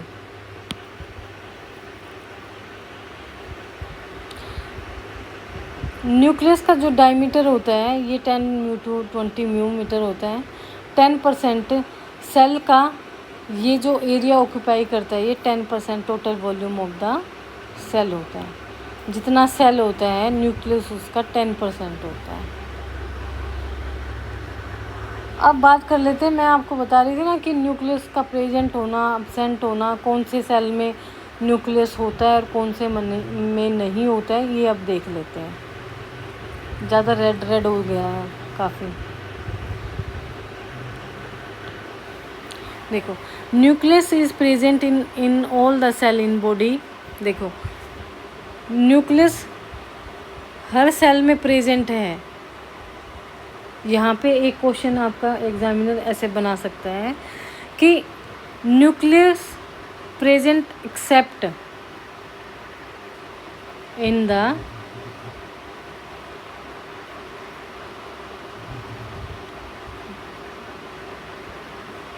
RBC cell means red blood cells. यहाँ पे ये इम्पोर्टेंट है, अपने नोट्स में लिख लो अगर आप नोट्स बना रहे हैं।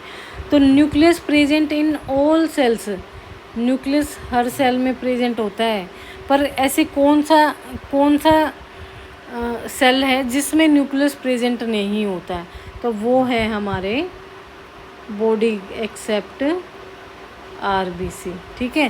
रेड ब्लड सेल में न्यूक्लियस प्रेजेंट नहीं होता।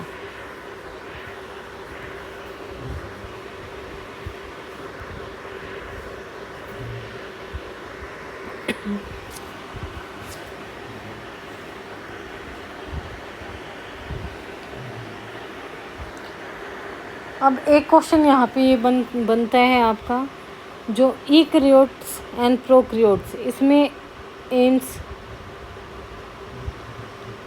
Rohtak PGI,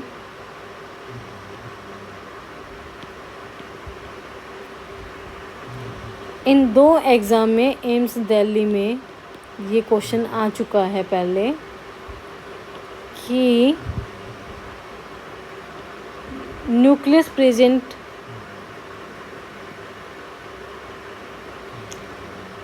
cell with nucleus, eukaryotes and cell without nucleus known as prokaryotes. ठीक है, तो ये दूसरा आपका क्वेश्चन बन जाता है, ये काफ़ी इम्पोर्टेंट है। यूकैरियोट्स में सेल न्यूक्लियस होता है वो प्रेजेंट होता है, सेल न्यूक्लियस, और प्रोकैरियोट्स में सेल न्यूक्लियस है ये एब्सेंट होता है। Most of the cell have only one nucleus, ठीक है, मोस्ट ऑफ जो सेल होते हैं उनमें वन न्यूक्लियस होता है, उसको यूनिन्यूक्लिएटेड सेल बोलते हैं। Few types of cell like skeletal muscle cell have many nuclei. तो यहाँ पे तीसरा क्वेश्चन आपका ये बनता है कि वैसे तो बहुत सारे जो सेल्स हैं उनमें एक ही न्यूक्लियस होता है, पर जो मैनी न्यूक्लियस वाला जो सेल है वो कौन से होते हैं, वो होते हैं हमारे मल्टी न्यूक्लिएटेड सेल जो होते हैं वो होते हैं स्केलेटल मसल सेल, ठीक है। तो जो स्केलेटल मसल सेल्स हैं वो क्या होते हैं, मल्टी न्यूक्लिएटेड सेल होते हैं। यही छोटे छोटे क्वेश्चन एग्ज़ाम में बन के आते हैं और हम इतने कंफ्यूज हो जाते हैं कि ऐसा लगता है कि हमने कभी इनको पढ़ा ही नहीं। अब करते हैं स्ट्रक्चर ऑफ न्यूक्लियस। न्यूक्लियस में अगर सेल के अंदर न्यूक्लियस बना तो न्यूक्लियस की क्या है, एक मेम्ब्रेन है, न्यूक्लियस को जो कवर करके रखती है, ठीक है। मेजर कंपोनेंट न्यूक्लियस के कौन से हैं, nucleoplasm and chromatin and nucleolus. Nucleus के अंदर भी न्यूक्लियोलस होगा, क्रोमेटिन हो गया और न्यूक्लियोप्लाज्मा हो गया। अब न्यूक्लियर मेम्ब्रेन, न्यूक्लियोप्लाज्मा और इनकी पढ़ने की इतनी ज़रूरत नहीं है, पर क्रोमेटिन देख लेते हैं कि क्रोमेटिन क्या है। क्रोमेटिन एक थ्रेड लाइक मटेरियल है जो कि large molecule of made up of large molecule of DNA. तो DNA chromatin is referred as DNA histone, basic protein called histone, DNA histone complex. DNA क्या है, एक डबल हेलिक्स प्रोटीन है, wrap around central core of 8 histone. DNA में कितने histone होते हैं, 8 histone molecules होते हैं, जो कि fundamental packing unit of chromatin called nucleosomes. इसमें यहाँ पे क्वेश्चन बन सकता है कि डीएनए में कितने हिस्टोन्स होते हैं, तो ये आप याद रखना 8 होते हैं, 8 हिस्टोन्स होते हैं। क्रोमोसोम जो होते हैं ये हमारे रोड शेप न्यूक्लियर स्ट्रक्चर के होते हैं। तो देखो क्रोमोसोम भी इम्पोर्टेंट है, हर बार क्वेश्चन आता है इस पे।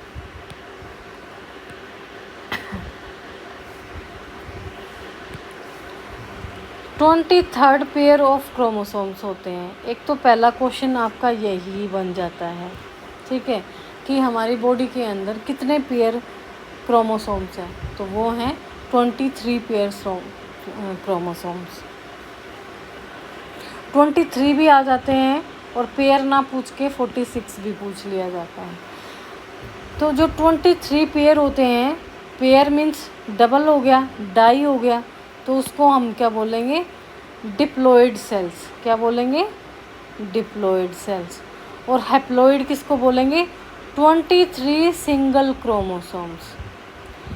ओनली अगर 23 सिंगल क्रोमोसोम हैं वो क्या हैं, वो हैं हैप्लॉइड सेल्स, और जो पेयर में हैं वो हैं हमारे डिप्लॉइड सेल्स।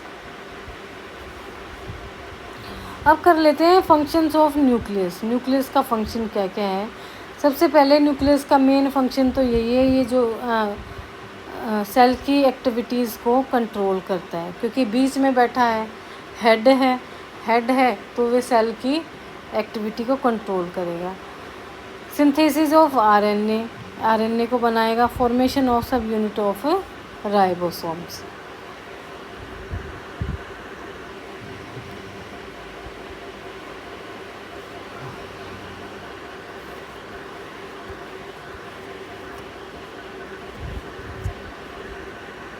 अब है हमारा डीएनए स्ट्रक्चर। जनरल साइंस में आरआरबी में ये सिलेबस है, आरआरबी में आपके सिलेबस में जनरल साइंस से ये क्वेश्चंस वो आपके बन सकते हैं।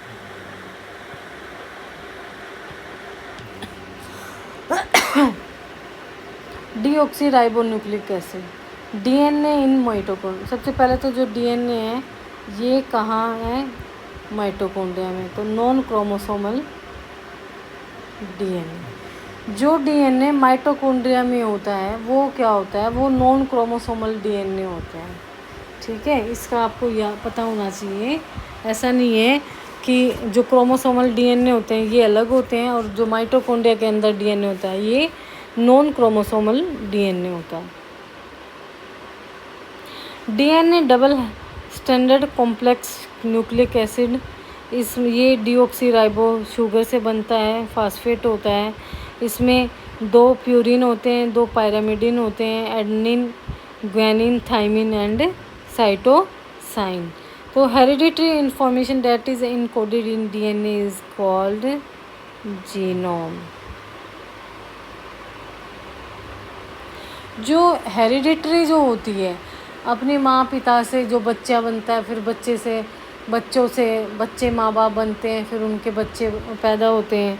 तो ये क्या है कि ये हेरिडिटरी इन्फॉर्मेशन है और कोड से इनकोडेड, हमें एक जेनेटिक कोड से एक कोड मिल रहा है।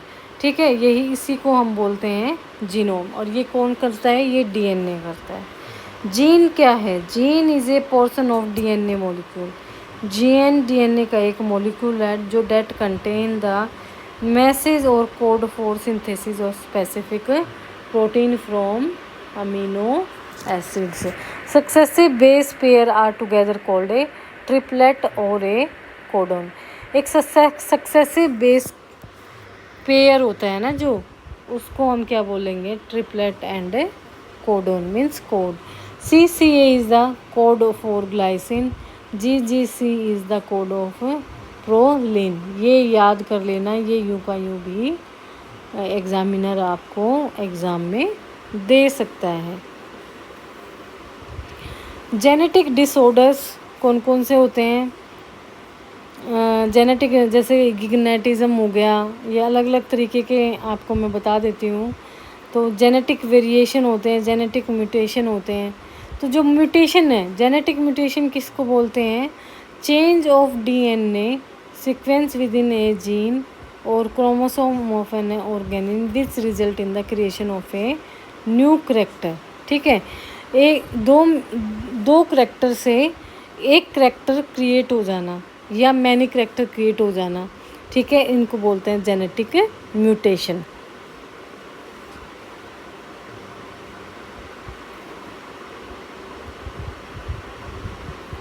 जेनेटिक जो डिसऑर्डर होते हैं, single gene disorder, multifactorial genetic disorder. तो सिंगल जीन डिसऑर्डर कौन से होते हैं, ये आप याद रखना, sickle cell anaemia and Huntington disease. ये डिजीज़ आगे आने वाली हैं, तो अच्छे से हम आने वाले चैप्टर्स में करेंगे। मल्टीफैक्टोरियल जेनेटिक डिसऑर्डर जैसे कि मल्टीपल जीन्स की जो दिक्कतें होती हैं, coronary heart disease, Alzheimer disease, arthritis and diabetes. Chromosomal disorders कौन से होते हैं, एबनॉर्मलिटीज़ इन क्रोमोसोम्स। एबनॉर्मलिटीज़ इन क्रोमोसोम्स की क्या होगी, या तो क्रोमोसोम कम हो और या क्रोमोसोम ज़्यादा हो। एनोमली और aberrations, structural abnormality and numerical या तो स्ट्रक्चर में एबनॉर्मलिटी हो क्रोमोसोम के, या कि स्ट्रक्चर में जैसे कि कम है, ज़्यादा है, और या फिर number of chromosomes numerical abnormality हो। जो न्यूमेरिकल एबनॉर्मलिटी होती है, मोनोसोमी एंड ट्राइसोमी। ठीक है, ये आप अच्छे से समझने की ज़रूरत है। Monosomy means absence of one chromosome. Mono means एक, Somi means absence of one chromosome from normal diploid number. जब एक क्रोमोसोम एब्सेंस होगा तो उसमें क्या होगा, टर्नर सिंड्रोम होगा। एंड फिज़िकल कोई भी डिसेबिलिटी हो सकती है। ठीक है, बस आपको इतना याद रखना है। मोनोसोमी में आपको एक क्वेश्चन ये बन सकता है कि टर्नर सिंड्रोम किस एबनॉर्मलिटी से होता है, तो आपको याद रखना है monosomy. Trisomy means, try means 3, ठीक है। तो कोई एक क्रोमोसोम एक्स्ट्रा हो जाना है, एक्स एक्स वाई। वैसे तो करैक्टर ये होते हैं X Y and X X. X Y boy होता है और एक्स एक्स गर्ल होती है। तो अगर एक्स एक्स वाई हो जाए या एक्स एक्स एक्स हो जाए, ठीक है, तो ये क्या है, ये एक क्रोमोसोम एक्स्ट्रा है। तो presence of one extra chromosome along with normal pair of chromosome in the cell, तो उसको हम बोल देंगे डाउन सिंड्रोम। तो ये क्वेश्चन आपका एम्स में आ चुका है ट्राइसोमी पे। तो ट्राइसोमी ये ऐसे दिया जाएगा, Down syndrome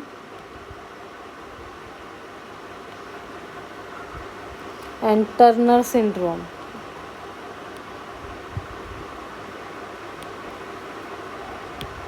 Turner syndrome monosomy, एक character, absence of one chromosome, ठीक है, दो में से एक गायब हो जाना। और डाउन सिंड्रोम में क्या होता है, ट्राइसोमी। ट्राइसोमी में क्या है कि 23 पेयर में एक ऐड हो जाना, एक्स एक्स एक्स या X X Y. I think आप सबको अच्छे से समझ में आ रहा होगा, ठीक है। और ज़रूर मुझे कमेंट करना। मैं ऐसे ही अब पढ़ाऊँगी आपको, क्योंकि नोट्स बना के पढ़ाने में क्या है कि टाइम काफ़ी लगेगा, और एक बुक से पढ़ाने में क्या है कि आप अपने आप भी इन चैप्टर्स को यूँ का यूँ पढ़ सकते हैं। अब कहते हैं माइटोकॉन्ड्रियल डीएनए डिसऑर्डर। तो माइटोकॉन्ड्रियल जो डीएनए डिसऑर्डर हैं वो कौन कौन से हैं, कैरेंस शेरे सिंड्रोम, ठीक है, Kearns Sayre syndrome, neuromuscular disorder characterised by myopathy, cardiomyopathy, paralysis of ocular muscle and Leber hereditary optic neuropathy, disease characterised by degeneration of retina and loss of lesion. तो ये आपकी अच्छे से तैयारी करने का टाइम है। तो इनको अच्छे से, जो कैरेंस शेरी सिंड्रोम है ये एक न्यूरोमस्कुलर डिसऑर्डर है, लाइक कार्डियोपैथी, मायोपैथी, मसल की pathy means muscle wasting, cardiomyopathy cardiac muscles की वॉस्टिंग, या paralysis of ocular muscle, ocular means eyes muscle की पैरालिसिस हो जाना, Leber's hereditary optic neuropathy, disease characterised by degeneration of retina and loss of vision. अब हम बात करते हैं राइबोन्यूक्लिक एसिड की। तो जो राइबोन्यूक्लिक एसिड है आरएनए किससे बनता है, सबसे पहले तो बात है आरएनए बनता है हमारा डीएनए से, और एमआरएनए राइबोसोम से। अभी हम सेल्स में पढ़ते आ रहे हैं ना राइबोसोम जो कि non limiting membrane,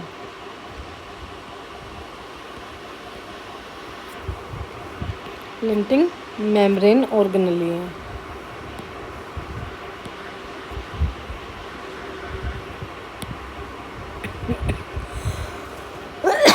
structure of RNA, ribo sugar phosphate, purine में adenine, guanine, uracil and cytosine. देखो डीएनए में यहाँ पे थाइमिन था और आरएनए में यहाँ पे थाइमिन की जगह क्या आ जाएगा, यूरेसिल। टाइप्स ऑफ आरएनए आपको पता ही है, टाइप्स ऑफ आरएनए कितने हैं, messenger RNA, transfer RNA and ribosomal RNA. अब हमारा टॉपिक है राइबोन्यूक्लिक एसिड। राइबोन्यूक्लिक एसिड जैसे कि डीएनए हमने पढ़ा है, ऐसे ही राइबोन्यूक्लिक एसिड होता है।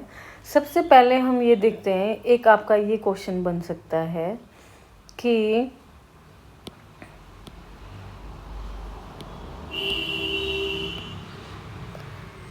कि राइबोन्यूक्लिक एसिड किससे बनता है, तो RNA is formed from DNA.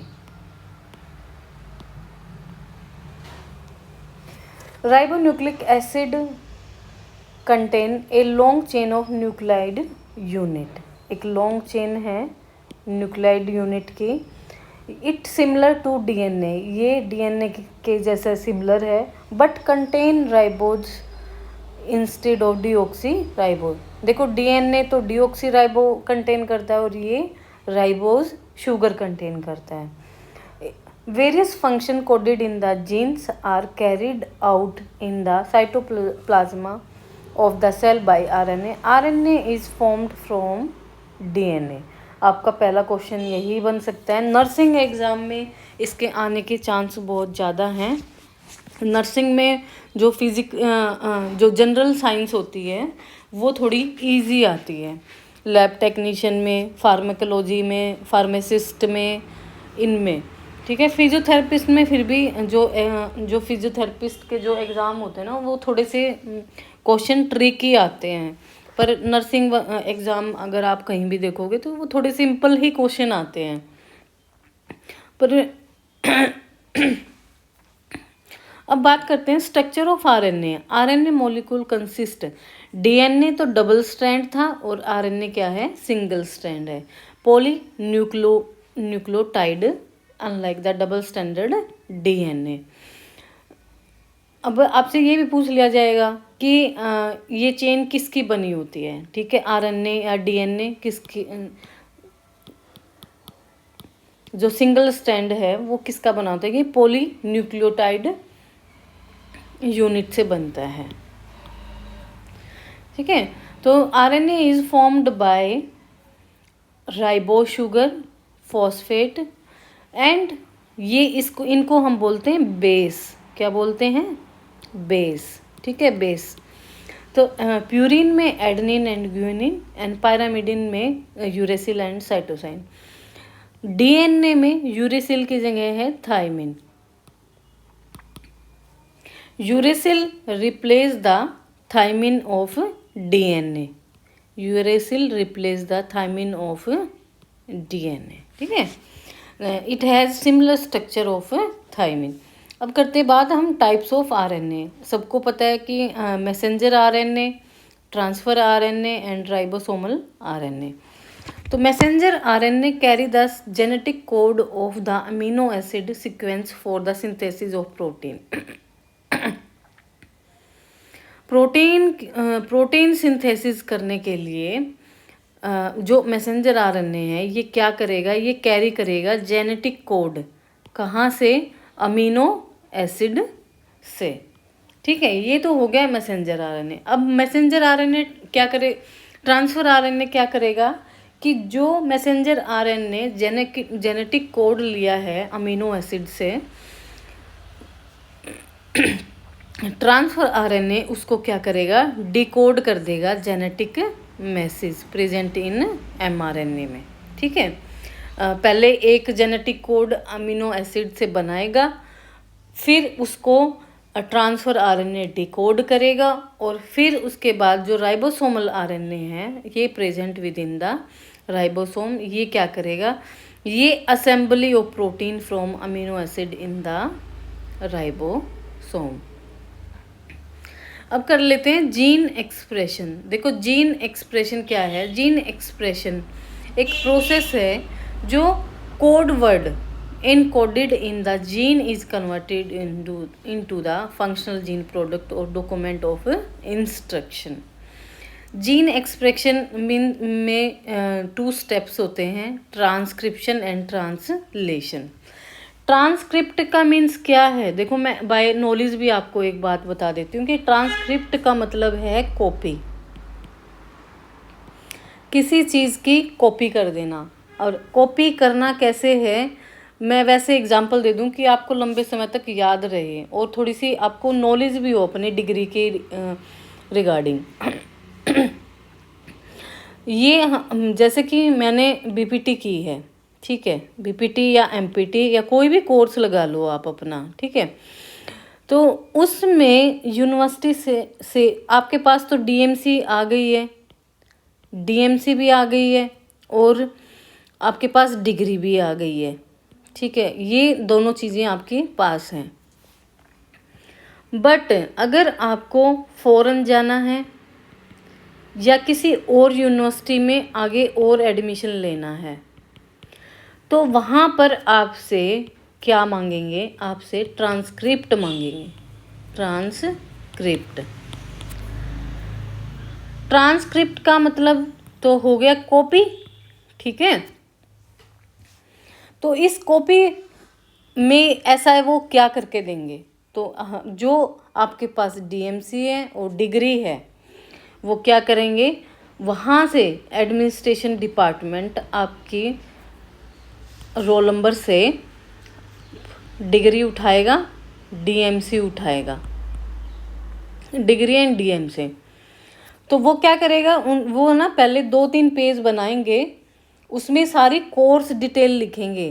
Course detail का मीन्स क्या है कि जैसे कि एक कोर्स है बीपीटी, ये बीपीटी कितने साल चला, कितने घंटे चला, कितनी क्लासेस ली जाती हैं, कितने लैब कितने घंटे लैब का वर्क किया, या फिर डे ड्यूरेशन टाइम, ये सारी डिटेल्स इसमें गिवन होती है कि यूनिवर्सिटी ये चीज़ें फीचर्स, यूनिवर्सिटी के ये फिजिकल फीचर्स हैं इस कोर्स के। और फिर उसकी डीएमसी लेगा, फिर उसकी डिग्री लेगा और फिर एडमिनिस्ट्रेशन अपनी यूनिवर्सिटी की ओरिजिनल स्टैंप लगा के और कैंडिडेट को सेंड कर देगा। तो मतलब एक कॉपी तो आपके पास ही है, पर एक ऐसी कॉपी जो कि यूनिवर्सिटी आपको बाद में दे रहा है। कुछ कुछ यूनिवर्सिटी डिग्री और डीएमसी के साथ ही दे देती है ट्रांसक्रिप्ट। जैसे कि मैंने एमए योगा की तो ओपन यूनिवर्सिटी ने मेरी डीएमसी के साथ ही ट्रांसक्रिप्ट अपने आप ही दे दी थी। ठीक है, तो ये किसी किसी यूनिवर्सिटी की अपनी अलग अलग स्टेटमेंट्स होती हैं। कोई किसी को मांगनी पड़ती है और कोई यूनिवर्सिटी अपने आप ही बिना कहे बच्चे की ट्रांसक्रिप्ट अपने आप दे देती है। तो एक कॉपी तो ऑलरेडी आपके पास है और दूसरी कॉपी बना के देना, तो कॉपी करना, तो यही क्या है? ट्रांसक्रिप्शन। तो यहाँ पे क्या है? सिर्फ जेनेटिक कोड आ गया।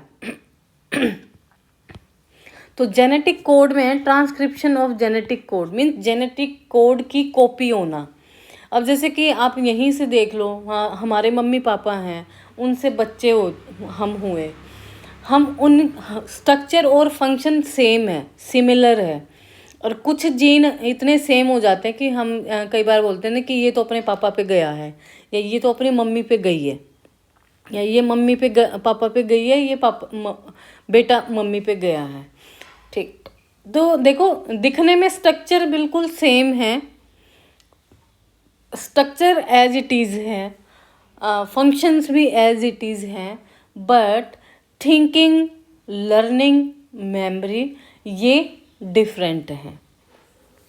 तो क्या है कि जेनेटिक कोड की क्या हुई है? कॉपी तो हो गई है, पर वो अब जब जैसे जैसे वो बड़ा होगा, उसकी थिंकिंग जैसे जैसे डेवलप होगी, जो वो उसकी डेवलपमेंट के ऊपर डिपेंड करता है कि वो अपने वर्क कैसे करता है। ऐसा तो है नहीं कि जो मम्मी पापा करते हैं वही हम करते हैं, नहीं। ऐसा तो आजकल बहुत चला हुआ है कि बच्चे जो मम्मी पापा बोलते हैं वो तो करते ही नहीं है, नहीं हमें तो करना ही नहीं है। वो अपनी ही सोच से कहीं भी कुछ भी कर बैठते हैं और फिर आगे पछताते हैं। और कुछ ऐसा ज़रूरी नहीं है कि सब पछताते हैं, कुछ अपने अच्छे डिसीजन भी लेते हैं, कुछ गलत भी ले लेते हैं। तो क्या जेनेटिक कोड की कॉपी होती है, और ट्रांसक्रिप्ट का मीन्स आपके पास बस यही है। मुझे नहीं लगता कि इसके बारे में आपको और पढ़ना चाहिए, पर अगर कोई और पढ़ना चाहता है तो इसको पढ़ सकता है। अब कर लेते हैं ट्रांसलेशन। अब ट्रांसक्रिप्ट में तो होगी जीन की कॉपी, जेनेटिक कोड की कॉपी बन गई है। ट्रांसलेशन में क्या है? ट्रांसलेशन एक प्रोसेस है which protein synthesis occur in the ribosome of the cell under the direction of genetic instruction carry by mRNA from DNA। Genetic code की कॉपी होने के बाद जेनेटिक ही क्या करेगा, इंस्ट्रक्शन देगा। ठीक है, और वो इंस्ट्रक्शन कहाँ से लेगा, वो mRNA से लेगा कि अब मुझे कहाँ पे जाना है। ठीक है, और मुझे कैसे प्रोटीन बनाना है। ठीक है, राइबोसोम्स के अंदर कैसे प्रोटीन बनेगा। तो वो कौन करता है, वो ट्रांसलेशन करता है, ट्रांसलेशन ऑफ जेनेटिक कोड। जब group of ribosome called polysomes, the sequence of codons in RMA are exposed and recognized by the complementary sequence of base in tRNA। ये जो वर्ड्स है ना, बस इनका ध्यान रखना कि ये क्या है। ये है ना एग्ज़ाम में आपको देखने को मिल सकते हैं, इन पे क्वेश्चन आ सकता है और इम्पोर्टेंट है। The complementary sequence of base is called anticodon. अब कर लेते हैं ग्रोथ फैक्टर्स पे बात। Growth factors are protein which act as cell signalling molecule like cytokinin. तो आपसे ये पूछ लिया जाएगा जो ये साइटोकाइनिन है ये क्या है, तो आप ये बताओ, वहाँ पे आपको क्वेश्चन मिलेंगे। तो रिस्पॉन्सिबल साइटोकाइनिन रिस्पॉन्सिबल फॉर किसके लिए, ग्रोथ फैक्टर के लिए। नेक्स्ट करते हैं सेल डेथ के ऊपर बात। बड़ा इंटरेस्टिंग टॉपिक है और ये पैथो का टॉपिक है। अब एग्जामिनर क्या करता है, पैथो की बुक उठा के एग्ज़ाम नहीं बनाएगा। एग्जामिनर क्या करेगा, यहीं से आपका पैथो का एक क्वेश्चन बना देगा, माइक्रो का कोई क्वेश्चन बना देगा, यहीं से ही चलते चलते। सेल डेथ, सबसे पहले हम एक क्वेश्चन करते हैं। हमारे ये फिंगर्स हैं, देखो हैंड है। कभी किसी ने ये सोचा है कि हमारे अच्छा नहीं बना ये हाथ, चलो कोई नहीं, मैं दोबारा बना देती हूँ।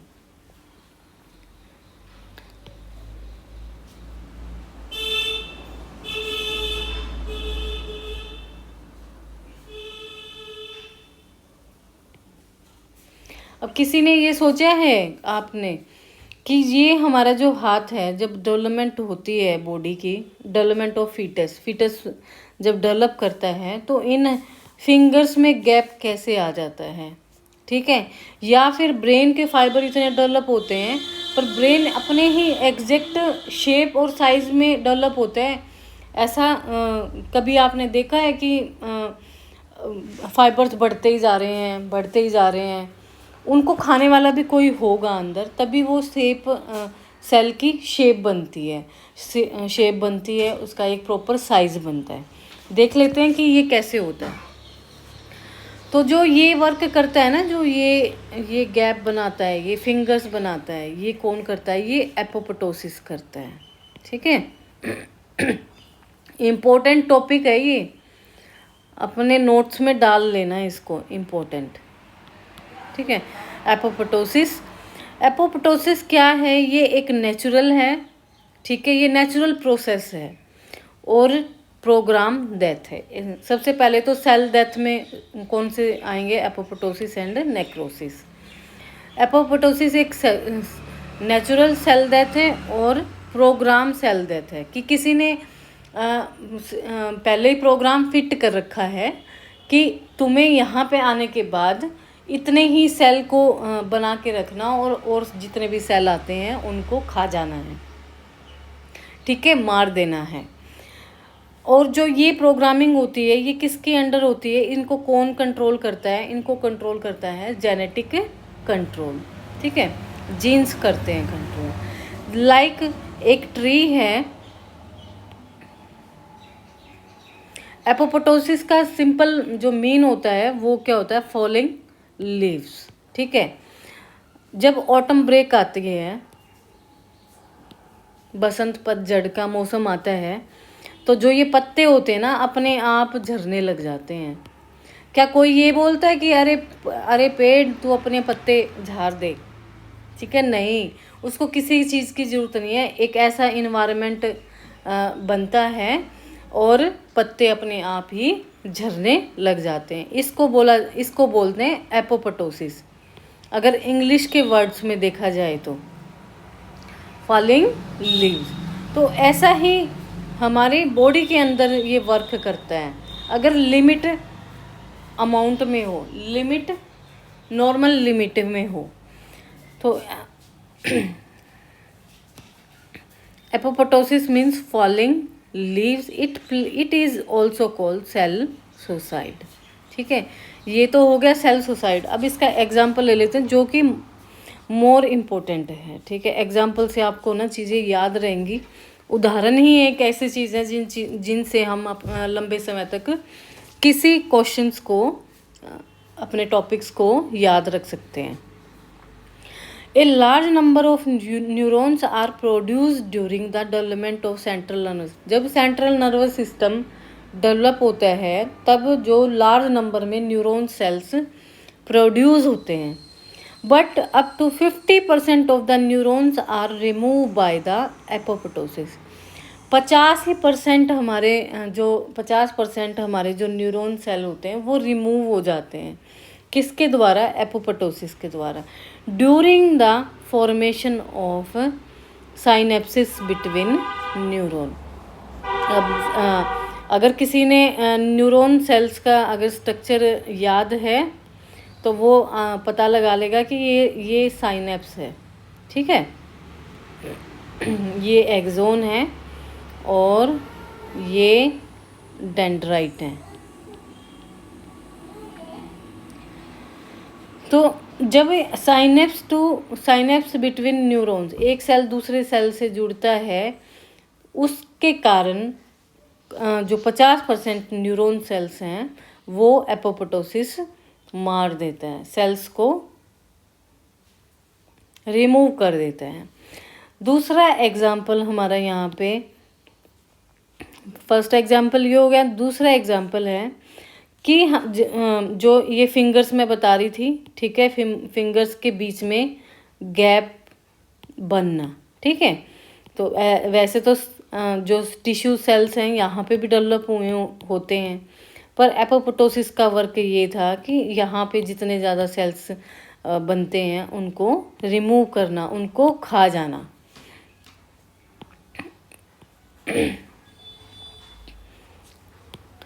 तो removal of tissue of webs between fingers and toes during development stage in fetus.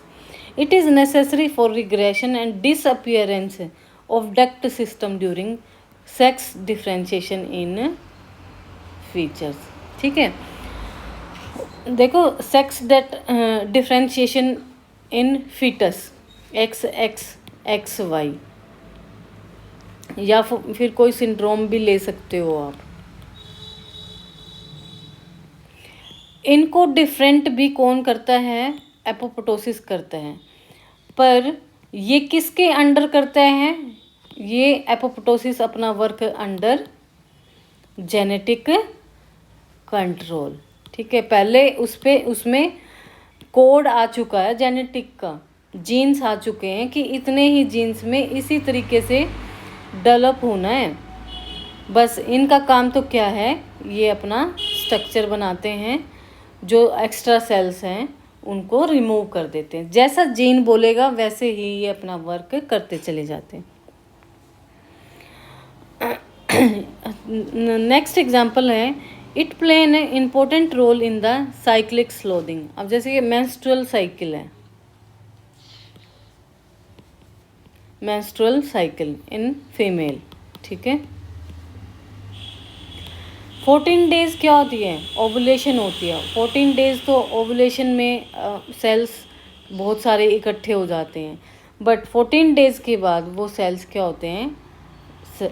Cell death होने लग जाती है, और फिर 28 डेज पे वो ब्लड के साथ रिलीज हो जाते हैं सेल्स। तो वो भी, ये भी कौन करता है? एपोप्टोसिस करता है। आई थिंक आपको समझ में आ रहा होगा। प्लीज़ मेरे को कमेंट कर देना कि हाँ मैम आप सही चल रहे हैं। और अगर कुछ चेंज करना होगा या कुछ जल्दी जल्दी पढ़ाना है या कुछ, देखो जल्दी जल्दी में तो ना बहुत सारी चीज़ें छूट भी जाएंगी और जो मुंह से वर्ड्स निकलते हैं वो भी थोड़ा गलत निकलेंगे। तो इट्स बेटर, मुझे तो ठीक लग रहा है, पर अगर आप कोई सजेशन देना चाहते हैं तो आप दे सकते हैं। Apoptosis remove the autoaggressive T cells and prevent auto immune disease. ठीक है, तो जो एपोप्टोसिस है ये रिमूव करता है जो हमारे टी सेल्स हैं और हमें क्या किससे बचाता है, ये हमें ऑटो इम्यून डिजीज़ से भी बचाता है। अब करते हैं बात, अगर एपोप्टोसिस एबनॉर्मल हो जाता है तो क्या क्या दिक्कतें आती हैं। Abnormal apoptosis applied physio important है, पर ये आगे भी आने वाली हैं डिजीज़ सारी, तो नेक्स्ट चैप्टर में हम ये करेंगे, नेक्स्ट यूनिट में सॉरी।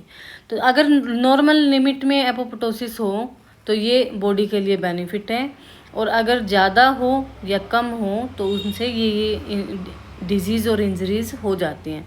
इस्चमिक रिलेटेड डिजीज़ हो जाएगी, autoimmune disease like haemolytic anaemia, thrombocytopenia, acquired immunodeficiency syndrome, neurodegenerative disease, Alzheimer disease, cancer disease and autoimmune lymphoproliferative syndrome. कम होता है तो ये दो बीमारियां होती हैं, ज़्यादा होता है तो ये सारी बीमारियां हो जाती हैं।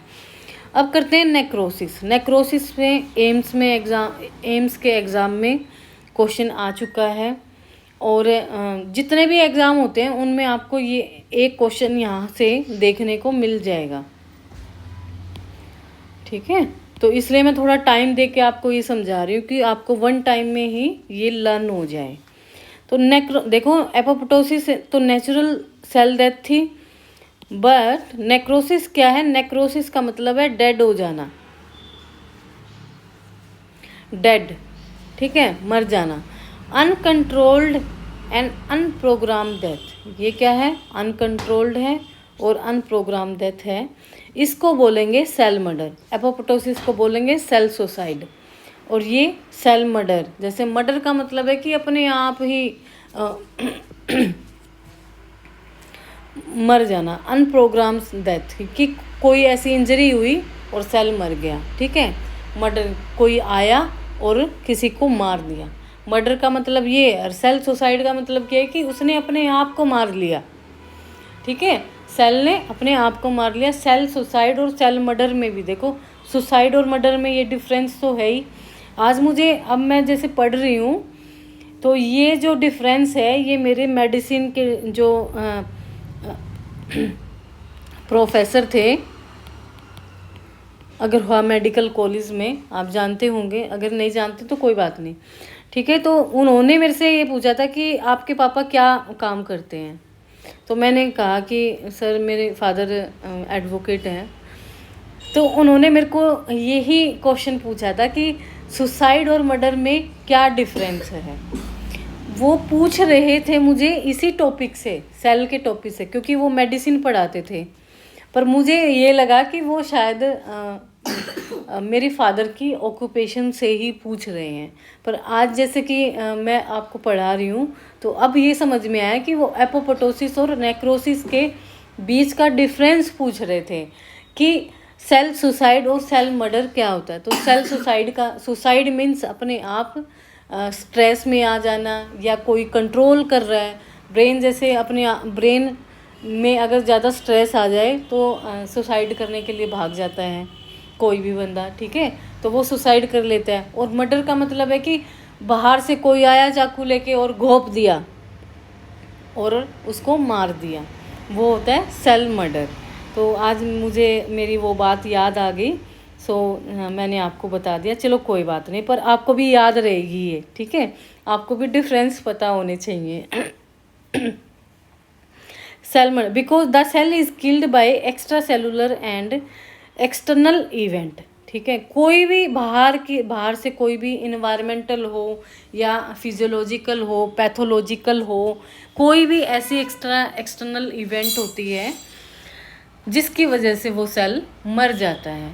Like injury, cause infection, inflammation, infection and cancer. Necrosis is induced by both physical chemical events such as heat, radiation, trauma, hypoxia due to lack of blood flow and exposure to toxin। अब हम बात करते हैं cell adaptation पे। Cell adaptation क्या है? Cell adaptation, ये थोड़ा सा हम पार्ट जल्दी करेंगे, ठीक है। सेल अडेप्ट हो जाना, एक जगह पे अपने आप को ढाल लेना, ठीक है। जैसे कि लड़कियां ससुराल में जाती हैं, या तो ससुराल वाले अडेप्ट हो जाते हैं, या फिर लड़की ससुराल में जाके अपने आप को 4-5 साल में अडेप्ट कर ले, ठीक है। तो यही है सेल अडेप्टेशन, कि कोई भी जैसे ही इन्वायरमेंट चेंज होता है वैसे ही सेल अपने आप को अडेप्ट कर लेता है। समर सीजन आता है तो सेल्स अपने आप वर्क करते हैं, अपने आप अडेप्ट हो जाते हैं। विंटर आता है तो विंटर में अडेप्टेशन आ जाती है। तो cell adaptation refers to changes take place in cell response to environmental changes. Cellular adaptation by any of the mechanism, इसमें एट्रोफी होती है, hypertrophy, hyperplasia, dysplasia and metaplasia. Atrophy में क्या हो गया कि decrease in size of cell, hypertrophy में increase in size of cell, hyperplasia में increase number of cell, dysplasia में साइज एंड शेप डिक्रीज हो जाना। मेटाप्लेजिया में क्या है कि एक सेल रिप्लेस होके दूसरे सेल में मतलब एक सेल दूसरे सेल में रिप्लेस हो जाए, ठीक है। इनका मीन्स ये है, और ये आ सकता है, ज़रूरी नहीं है, यहाँ से क्वेश्चन बन सकता है, क्योंकि ये सारे ऐसे पॉइंट्स होते हैं जो देते हैं examiner. Atrophy means decrease in size of cell, कि कई बार आप देखते हैं ना कि किसी किसी के पतले पतले हाथ हो जाते हैं, तो वो होते हैं वास्टिंग ऑफ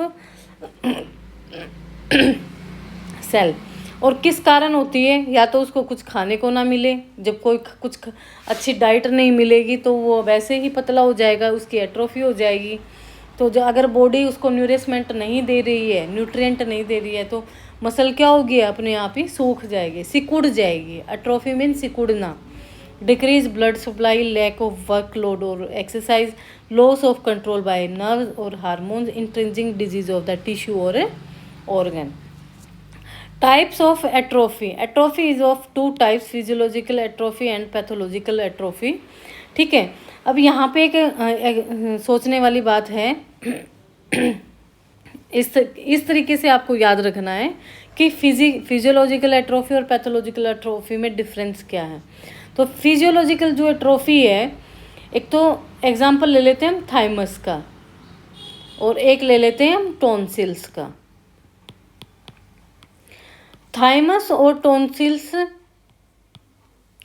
थाइमस ग्लैंड होगी और टॉन्सिल्स हमारे यहाँ पे थ्रोट में होगी, यहाँ पे, ठीक है, नेक में। तो थाइमस ग्लैंड और टॉन्सिल्स चाइल्डहुड में, मीन्स बच्चों में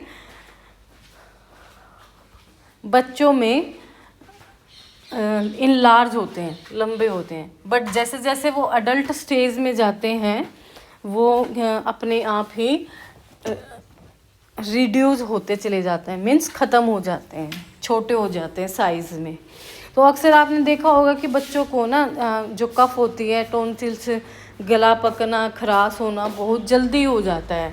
तो वो एक ये कारण हो सकता है। देखो होने को तो कारण बहुत सारे होते हैं, बट ये कारण हो सकता है।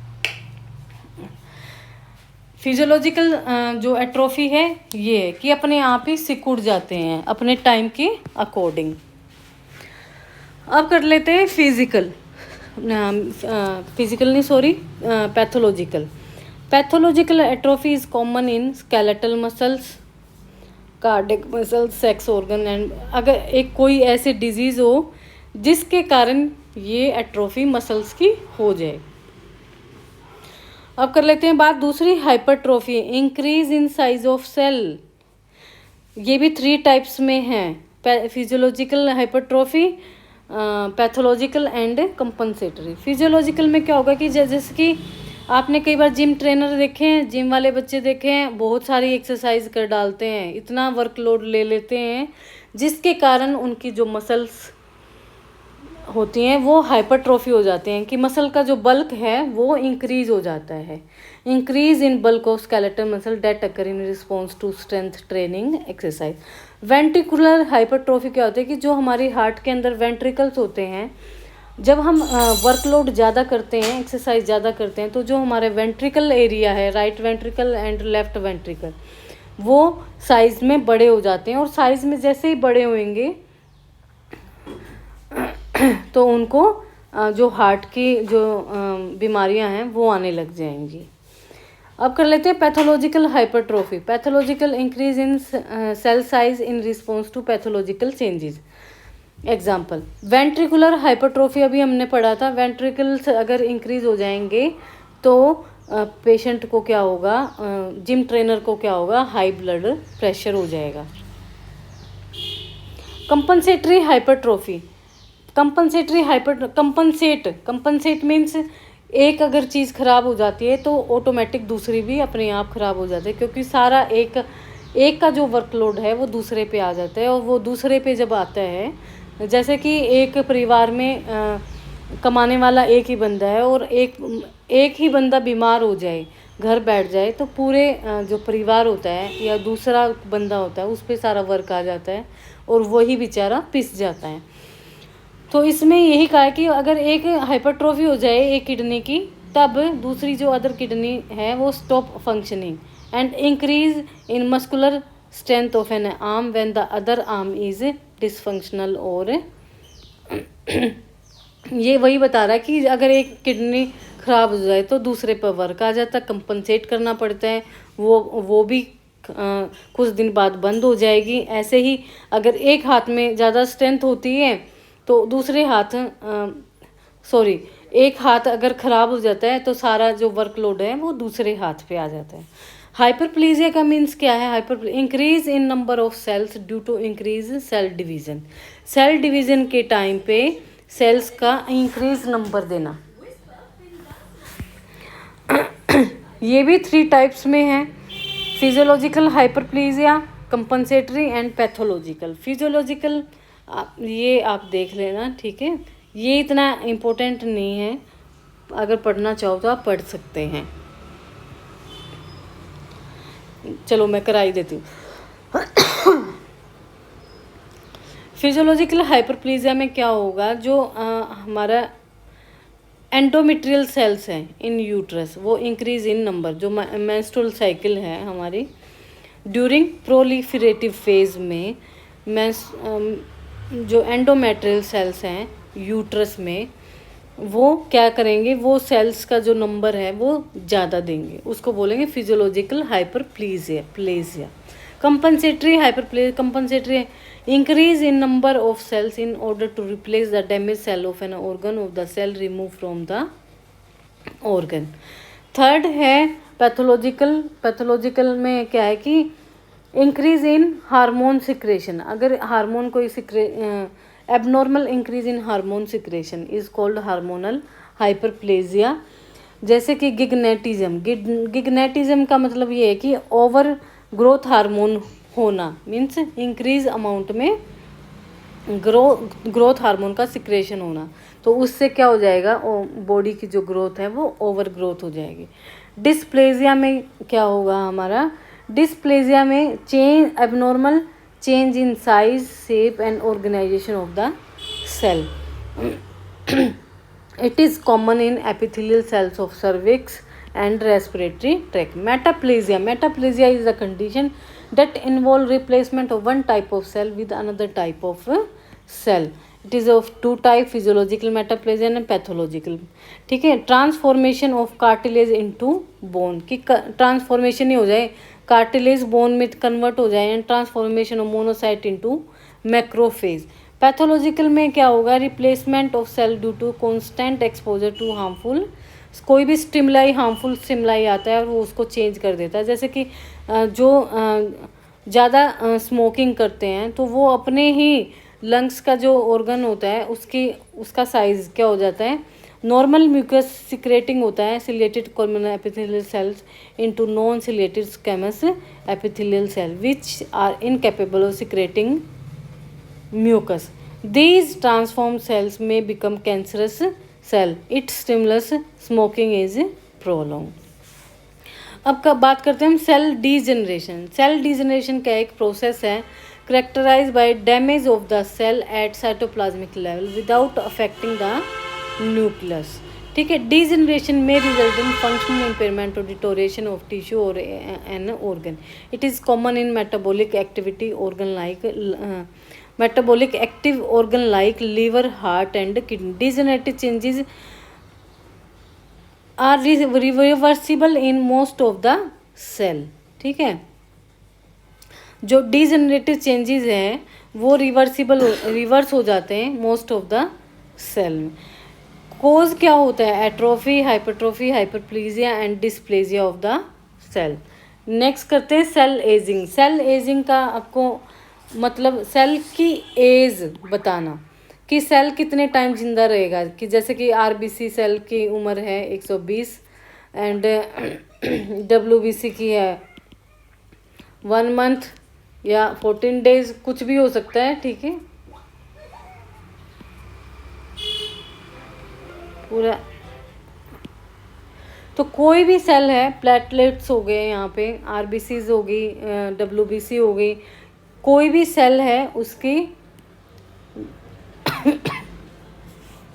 लाइफ स्पैन कि उसकी बॉडी कितने दिन तक जिंदा रहेगी. ठीक है. अब कर लेते हैं स्टेम सेल. स्टेम सेल क्या है? स्टेम सेल आप सबको पता है. स्टेम सेल पे अभी तक किसी भी एग्ज़ाम में कोई भी क्वेश्चन देखने को नहीं मिला है. ठीक है. बट इसके आने के चांस भी हैं और एज ए नॉलेज वाइज आपको इसका ज्ञान होना चाहिए. तो स्टेम सेल जो हैं हमारे वो क्या हैं? प्राइमरी सेल हैं. ठीक है. जो कि रिफॉर्म अपने आप बना लेते हैं, अपने आप रिफॉर्म कर लेते हैं through mitotic division. Embryonic stem cell 2 types में है and adult stem cell. Embryonic stem cell में तो जो छोटे बच्चे की, जैसे कि बच्चा फिटस होता है, उसकी जो अम्बिलिकल कॉर्ड है उससे ब्लड को कलेक्ट कर लेना. प्लेसेंटा और अम्बिलिकल कॉर्ड से जो ब्लड आता है उसको कलेक्ट कर लेना और फिर उसे यूज़ करना एज ए रिसर्च या थेरेपेटिक पर्पस या फिर किसी भी डिजीज़ के लिए. ठीक है. तो stem cell are use to treat about 70 disease. 70 disease के लिए स्टेम सेल यूज़ किया जाता है. अडल्ट स्टेम सेल जो क्या होते हैं? Embryonic stem cell do not disappear after birth. Birth के बाद भी वो डिसअपियर नहीं होते हैं वो, but remain in the body as adult stem cell and play role in repair of damage tissue. ठीक है. जो अडल्ट स्टेम सेल होते हैं वो undifferentiate multi potent progenitor cell found in growing children and adult. These are also known as somatic stem cell. Adult stem cell are collected from bone marrow. ठीक है. कहाँ से कलेक्ट किया जाता है? बोन मैरो से. Haematopoietic stem cell means give rise to blood cells at bone marrow stromal cells which can differentiate into cardiac and skeletal muscle cell. अब कर लेते हैं एडवांटेज ऑफ स्टेम सेल. देखो एडवांटेज तो ये है कि जब वो 70 बीमारियों में यूज़ किया जाता है तो कितना बेनिफिशियल है हमारे लिए. तो adult stem cell from bone marrow are use in bone marrow transplant to treat leukaemia.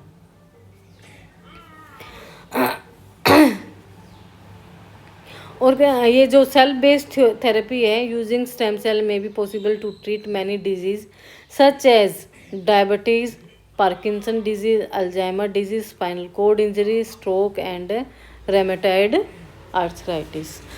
और हमारा ये जो सेल का चैप्टर है ये ख़त्म हो चुका है. चैप्टर नहीं बोलेंगे, हाँ चैप्टर ही है. अभी यूनिट में 3 चैप्टर 4 चैप्टर और रहते हैं, उनको भी हम जल्दी जल्दी फिनिश करेंगे.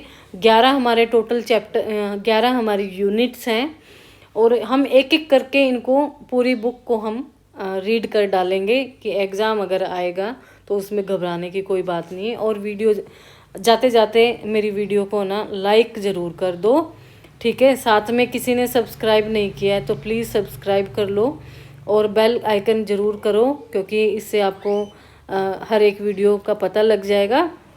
और ज़्यादा से ज़्यादा शेयर करो। Thank you so much.